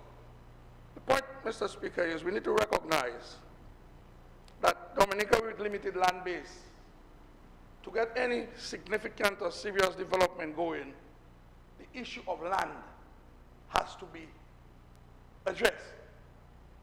And this Kalinago project, or this East Coast project, is not just for the Kalinago and the residents of the East, but it also will impact the nation. And so sometimes we have to give up our own personal interest and benefit for the greater whole. And that is why I have to commend the Kalinago people and the leadership for allowing this project, because they could have caused problems for the project. They could have blocked the roads, they could have raised objections, which would prolong the process, even if eventually the government would have had its way, but it would cause serious and even more delays. Because as you know, Mr. Speaker, institutions like the EU and the World Bank, when they fund a project, they do not want any controversy whatsoever, legal, social, or otherwise, or else they will withhold. They do not want to be entangled in any debate, whether it's religious, political, social, economic. It's not part of their psyche. And so, had it not been for the cooperation of the Kalinago people, we would not be here today talking about that portion of road.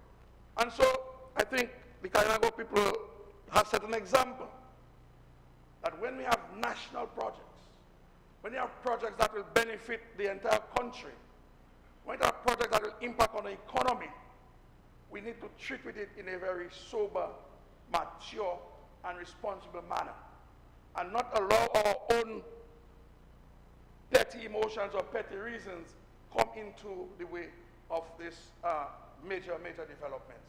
I won't go into detail in that. I guess we'll have enough time in the future to deal with those matters, Mr. Speaker.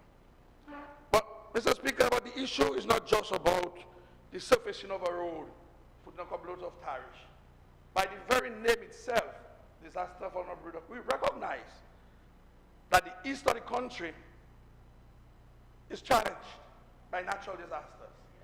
Whether it's the Odalis area, whether it's broken culverts, whether it's small culverts, whether it's box culverts. But this is not just the repairing of the road or the resurfacing of the road. It's about a comprehensive approach to ensuring that that road is made as resilient as possible. And I can recall, and maybe that is why Senator Masley, who is not in the, I don't know how fella just come to the parliament, his foot not even wet yet, but want to be moving back and forth in parliament. I sit down there and learn something, you're a young fella. Ian is 20 years old in the business, and Ian sits in parliament and taking all the discussion. You a little fella just come there 2 weeks ago, you didn't even win a seat. You lost your deposit, I think. Sit in the house, my brother, and learn. You might be a leader of the future. But to keep following, stop. To keep following the leader of the opposition in his ignorance and stupidity, it doesn't help you. And I want to appeal to this youngster that he must follow the examples of us on this side. If he wants any future in politics, he must follow the example that we set on this side of the house so he can learn. Mr. Speaker, I remember, when the issue of the West Coast Road came up, and I can speak to the West Coast Road to make a comparison, that the government was criticized. In fact, that road was not important. That road was unnecessary. In fact, there was a suggestion that we should do the road from Roseau to Scotland instead of the West Coast Road. But see what happened to the West Coast Road during Eric and Maria. And the government now had to move to taking those disaster measures. So we did all the culverts, we did the drains, we did all the waterways, we did all the bridges. That today we can say that barring any disaster, the West Coast Road will stand up because of the actions that we've taken. And that is what we want to replicate on the East Coast of the country. And we've already outlined all the benefits. The Minister of Education and the Parliament Rep in his contribution outlined all the benefits. But my point is, unless we see those things as being important, unless we understand, then we're going to have a problem. And reference has been made about what the Senator Prevost said in 2011.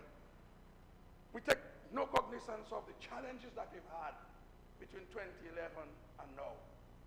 We take no cognizance of the mismanagement of the economy between 1995 and 2000 that made resources very, very scarce. Even obtain resources from the people who are so eager to assist us today, the World Bank and the EU. These people didn't want to see this country in that period because we were described as a wayward and reckless and a renegade country because we had flaunted all international procurement rules and financial rules set up by those institutions. And this government had to spend the better part of 10 years trying to restore the image of this country, trying to restore the economic credibility of this country, Mr. Speaker. And so I believe going back 11 years is an indictment against the United Workers' Party. And I believe they should be very cautious when it comes to treating with matters that are in the public domain that they were responsible for. Mr. Speaker, we take our road infrastructure very seriously because we understand the economic benefit of having good communication and good infrastructure. And that is why you go across the country in very difficult times. You will see our attempts, whether you go to Coptal or you go to Mont Prosper or you go to the back road. Well, almost everywhere in this country, Mr. Speaker, you will see the government attempts to improve the road network and the road infrastructure because we understand the economic importance and the social importance of those pieces of infrastructure. Had we have a smooth sailing, Mr. Speaker, had we not had an Erica or had we not have a Maria, then I'm confident that maybe almost 95, 99% of this road network would have been rehabilitated or rebuilt by the Dominican Labour Party. So I believe that we have to commend our Prime Minister for having a vision and foresight. I want to thank and celebrate with the Kalinago people and the people from the East Coast because not only that, they have really freely agreed to give up their lands, to give up their crops, to ensure that this national project, which will impact very heavily on the communities, would suffice, Mr. Speaker. And so, Mr. Speaker, with these few words, I want to, on behalf of my Kalinago community in Capuchin, I want to thank the leadership of the Kalinago territory for so willingly allowing the government to utilize some of their lands, or a lot of their lands, to ensure that we have this project going. And, Mr. Speaker, to thank or to recognize the contribution of the Land and Service Department and Evaluation Unit, as you would agree that to survey and to value 700 lots in little pieces, shapes, ownership is a problem, boundaries are a problem, and to have accomplished that, to take the project to where it is today, then I believe that recognition is in order for all the players who have assisted in bringing this project to reality. Thank you, Mr.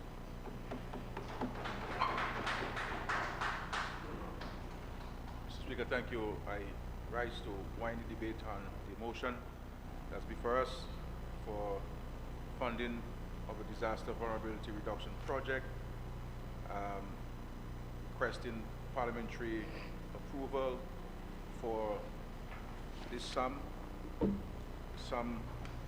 as required, Mr. Speaker, for additional funding, so $35,532,000 that will go towards the East Coast from the Emerald Pool area through the Castle Bruce constituency, village of Castle Bruce, through the Kalinago territory at Kingston and Trestle, and of course all the way to Payport. This is by no means, Mr. Speaker, this is by every means rather a significant investment in this part of Domin. This is not $12 million, not $1.26 million. It's the $126 million project. And as was read in this historical document of 1932, governments and successive governments since then have viewed these kinds of investments to be not economically viable. Likewise, the many water projects that we have, water systems that we introduced. I mean, people talk about Dominica as if when I became the Prime Minister of Dominica, or Labour Party became the government in 2000, Dominica was a bomb zero. Yes. And all roads were done, people had homes, and government were building homes for people, and everything was in place. There are many parts of this country, Mr. Speaker, suburban areas with no water. Yes. In Goodwill, Mr. Speaker, just there in Goodwill and Federation Drive, there were asbestos pipes. In St. Joseph, asbestos pipes. In the city itself, you know, I went to grammar school, and many of us there would come into town. Street came to town in 1995. And I never left. You would park across the bridge and walk to Parliament, because you can get lost. But when you walked and drove into town, raw sewage come from the manhole. We put in place a sewage system. Yes. Every road in Dominica was bad. Every one. You name it, you tell me, in any village, any cranny, any community, any constituency, any main road, all roads in Dominica were in a bad state. That's right. Driving from Kane, from Roseau, passing under the cliff, we remember under the cliff? Yeah. How treacherous and dangerous it was. And driving up to Canefield, onto Poncasse, the roundabout, and from Poncasse to Marigot, only one-lane bridges, the one-lane roads that one vehicle coming in, you, thank God, you know, sometimes you happen to escape an accident. Bus drivers from the whole north, on the whole east coast and west coast will complain about potholes on the North Yoruba Highway. In my own constituency, Mr. Speaker, every road was bad. And there were roads that I'd never seen, not even a little small sardine truck load of tarish. When Early Block cut this road in 1973, just before he left office, they had never been touched.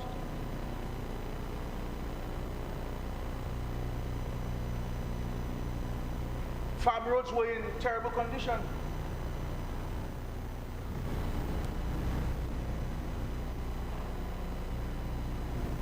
And people speak, Mr. Speaker, as if, well, you know, this is just robbing the genie.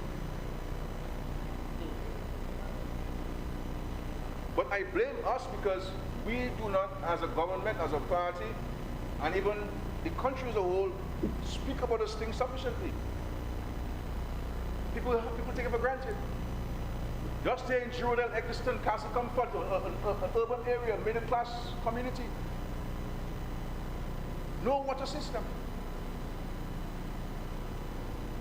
It costs us over $7 million to bring water in Eccleston and Girondale and parts of Castle Comfort.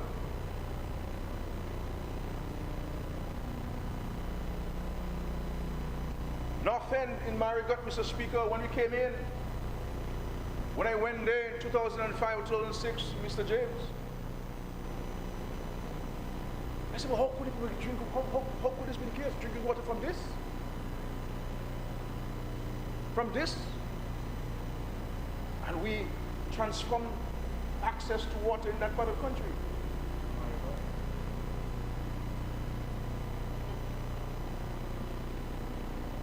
In the Carnival territory, the EU gave money to the government in 1990s, and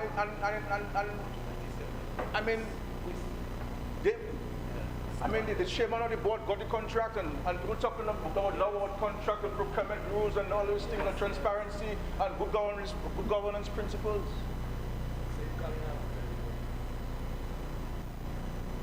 We had to spend an additional about $4 or $5 million to fix up the water system.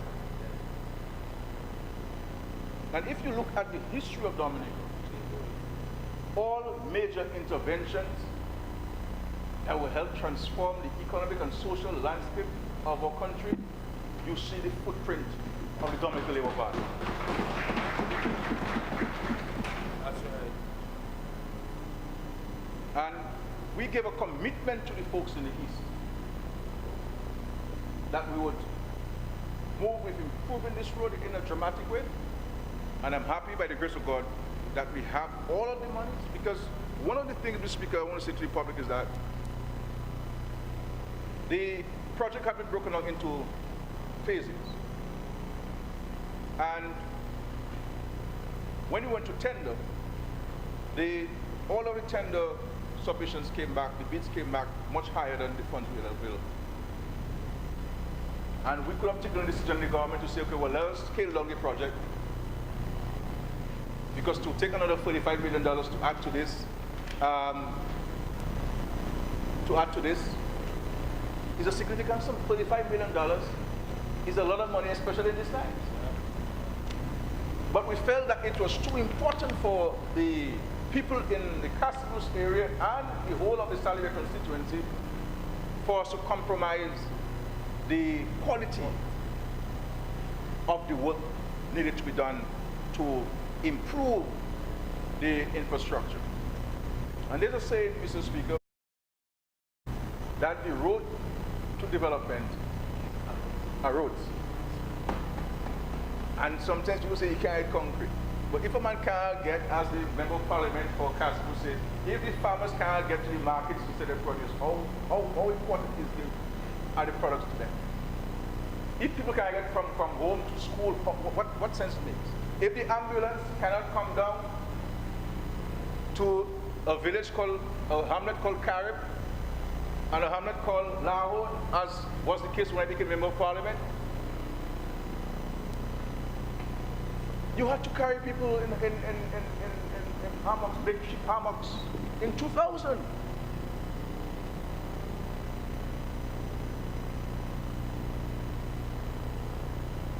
And then you let people come and come about a pothole, make noise about a pothole, and then we will not pay attention to the 3 bridges that were constructed. And when you count, all of us here, we have driven from Roseau to Marigot. Count how many bridges we have to cross. Count how many bridges we have to cross. And how many bridges the government had to create 2 lanes. All of the bridges were 1 lane. Now they're all 2 lanes. And we take it for granted. And then we see 1 little pothole, and people make an issue out of this. This is a significant investment, and I want to commend the interest when these 2 PAREPs came into government in December. They literally took over this project and ensured that all of the necessary steps that needed to be taken were taken. And the Member of Parliament for Salibia even went as far as going through the names and ensuring that every name was spelled correctly. That's the detail. That's how detailed and involved. Make sure everybody's name is correct, that the nickname they have is not their correct name, and put their correct name and so forth.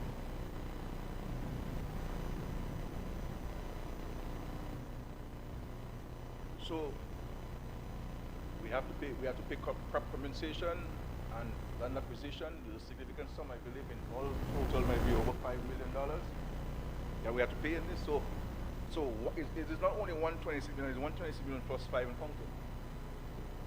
Because you have counterpart fund and contributions to make to this project and so on. But it is money that I believe is important. As the Member of Parliament, so from both Casablanca and Salibia constituencies have said, it will enhance economic opportunities for this part of the country. It will reduce the vulnerability index of these communities. And so it is left to us now, the citizens of Dominica, to take advantage of this massive investment at a time when the world is going through so many challenges. What's happened in Europe, Mr. Speaker, with the shutdowns, people out of work, furloughs are taking place every single day in North America. The situation is heart-wrenching. And And I'm not here talking about from an economic standpoint, more from a humanitarian standpoint, that people's lives are being dramatically altered. People can't send their children to school. They're homeless because they've gotten evicted. And I'm saying to myself, what kind of world system we have? What kind of world system we have when we have a system that would place a vulnerable person on the streets and not be protected in a time when the person has found himself in a situation not by his own doing? We really have to change the world order and the way our economies operate, the way we view struggling people. It cannot only be about profit making, Mr. Speaker. Because this is what the government has been about. If we are to be only preoccupied with primary surplus and government only paying its bills, we have to be mindful of the other people, the citizens. So when we put monies out there, it's not because we do not have use for it. It's because we understand that we have to give a helping hand, a hand up to people. Because the government has about 4 fundamental responsibilities: security, health, infrastructure, education. That's it. And then you can splice in the facilitation of the private sector by way of concessions. It is not the government's responsibility to put money in the bank to give anybody. This is not a fundamental function of the government. But because we have an understanding and appreciation about the human aspect of development, and that there are people, if the state does not help, if the government doesn't help, will never be able to get to the level that they wish to get in society, we are reaching out. We are reaching out. That's what we're doing. And so, to spend $126 million in this part of the country is a clear signal of our continued interest and commitment to this part of the country. And when you look at this country, whether it's in housing, only labor you see. Educating the people, only labor you see. Infrastructure, only labor you see. Agriculture, only labor you see. And so, it's easy for us to post things on, take a picture and post things on Facebook and so on, but it is difficult for us to do the work. When you have to provide for people, you have to work. If talking was what would bring us money, Mr. Speaker, you know how people will be billionaires in Dominica? But we have to work. It's hard work. Hard work. And it is not easy to negotiate these things. These things look easy, but it's not easy to negotiate things. There are a lot of intricacies. And I, as Minister of Finance, I cannot delegate my responsibilities to these things. I have to get involved. I delegate tasks, I don't delegate responsibilities. And this is the case in the government. And so you know, Mr. Speaker, it's the Carnago territory is a place I have profound love for. And not because they've been supporting the party which I have the honor to lead for the last 5 elections, but as a student of history and who have studied both ancient and contemporary history of countries or so, I have taken my time as a student to study groupings and races that have been oppressed and reasons for their oppression. And I have an opportunity, the Lord has placed me in a position to address some of these injustices there. And this is what we have done. So the love that the Carnago people have for me, and I have for them, it's a genuine love. It's not because of politics. For me, politics is not my preoccupation. My preoccupation is seeking to make life better for people. And if in the process I get political benefit for it, then thanks God for that. That's not my preoccupation. And this is why every dollar that we spend and we intend to spend on the Carnival territory, nobody in Dominica should be envious of that. Nobody should be envious of that.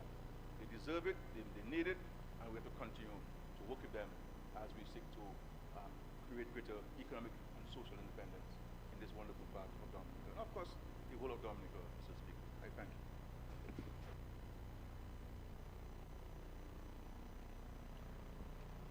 This concludes the debate on the motion. I will now put the question.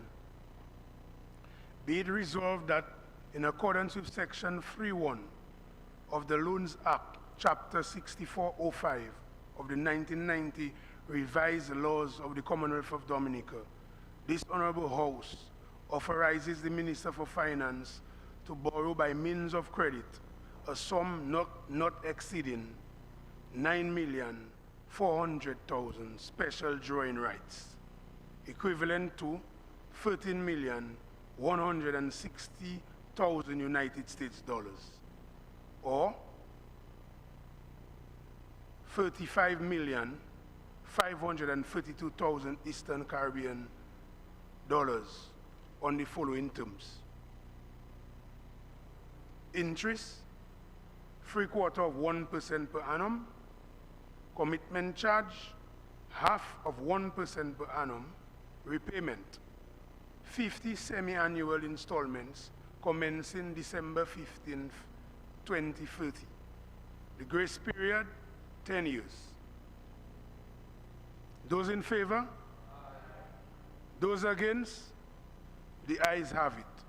The motion has been approved.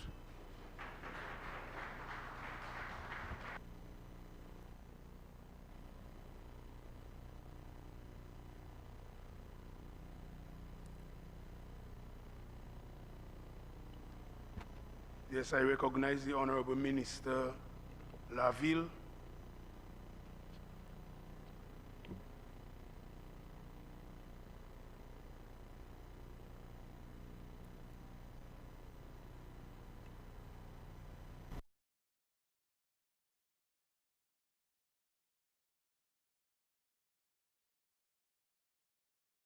Association for funding of the Caribbean Digital Transformation Project.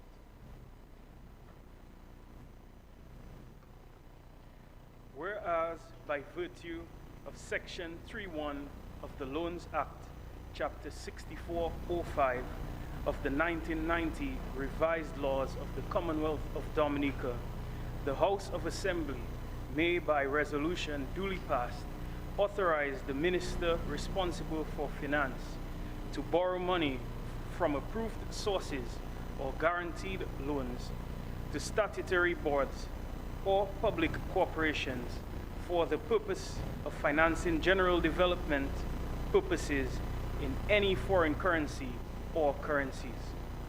And whereas a sum not exceeding 20,500,000 special drawing rights equivalent to 28,700,000 United States dollars or 77,490,000 Eastern Caribbean dollars is required for funding of a project for the purpose of enhancing the use of and increasing access to digital services and technologies by all sectors of the Dominica society.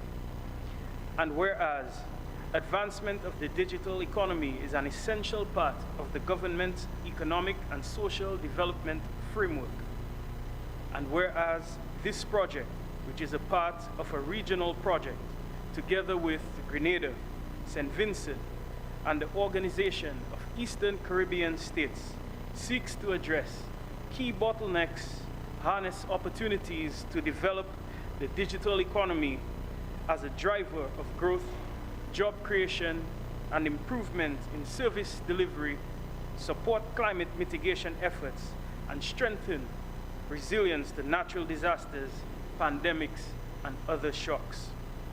And whereas the government of the Commonwealth of Dominica and the International Development Association have agreed to enter into an agreement whereby the government of the Commonwealth of Dominica contracts a credit facility in the sum of $20,500,000 special drawing rights, equivalent to $28,700,000 United States dollars, or $77,490,000 Eastern Caribbean dollars.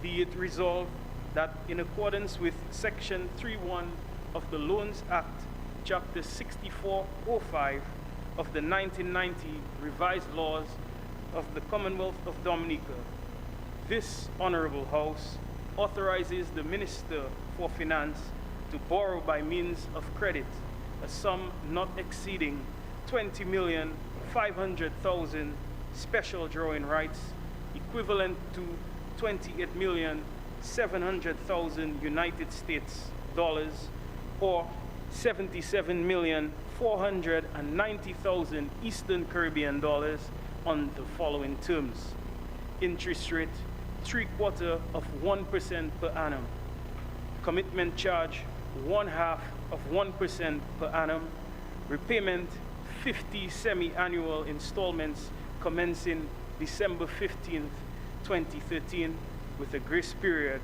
of 10 years. I beg to second the motion, Mr. Speaker.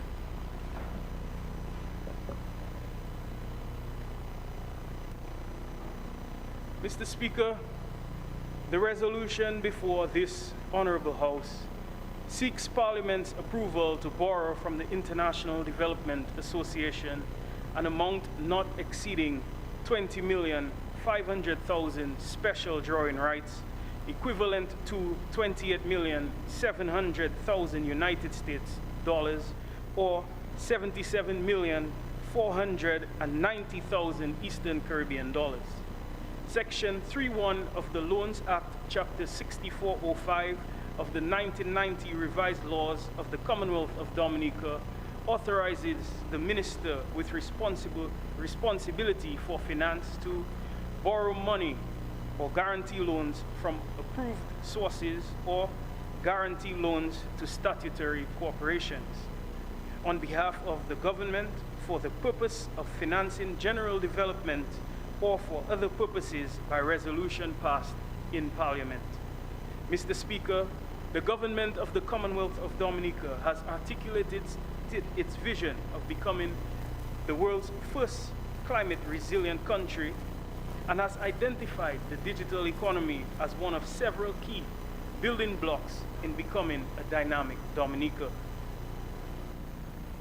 Investing in the digital economy will modernize the economy, increase productivity, enhance efficiency, and improve the ease of doing business index through the use of modern technologies across all spheres of the public and private sectors.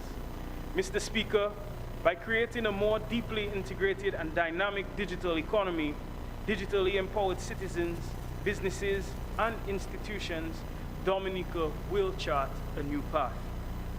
This new thrust will provide the opportunity to build a future in which seamless and efficient public services are available at the touch of a screen, where individuals are equipped with the technology and soft skills to find meaningful employment in a knowledge and services-driven global economy, and where businesses and entrepreneurs are pushing the frontiers of innovation, creating new jobs, and accelerating economic growth by accessing various non-traditional markets. Mr. Speaker, the government has identified that the lack of digitization of the economy has increased its vulnerability to exogenous shocks, such as this one emanating from the COVID-19 pandemic. These shocks limit continuity of operations of the public and private sectors, and in the case of the pandemic, limits the ability for individuals to abide to social distancing rules and conduct daily transactions in a contactless manner.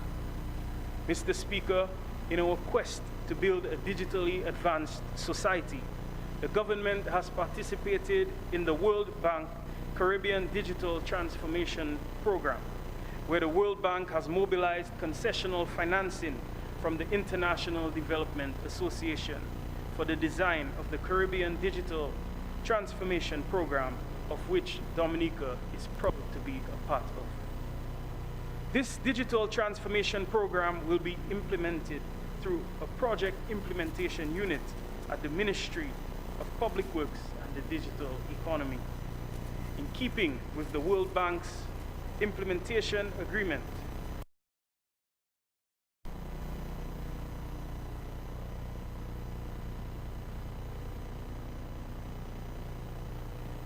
And regional implementation mechanisms, and to advise the Minister on issues impacting project implementation.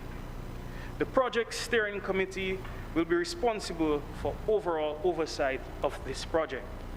Mr. Speaker, investing $77.49 million Eastern Caribbean dollars into the digital economy at this time heralds that the government is committed towards transforming Dominica into the most digitally advanced society in the Eastern-speaking Caribbean.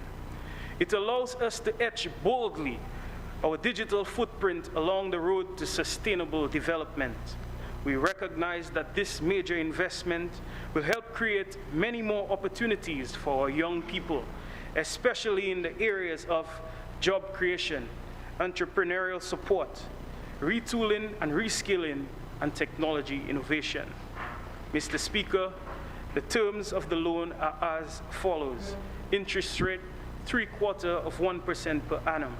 Commitment charge, 0.5% per annum. Repayment, 50 semi-annual installments commencing December 15th, 2030, with a grace period of 10 years. This loan has been evaluated in the context of government's medium-term debt strategy, and it's consistent with the objectives of our strategy. Mr. Speaker, I expect that the entire House will give support to this request, and as such, I commend the resolution .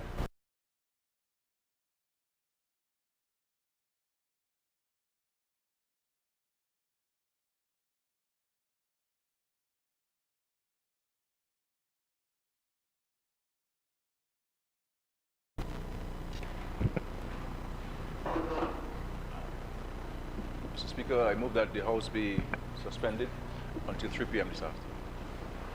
Seconded. The House stands suspended until 3 p.m. this afternoon.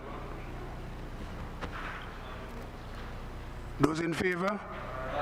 Those against? The ayes have it. House stands suspended until 3 p.m. this afternoon.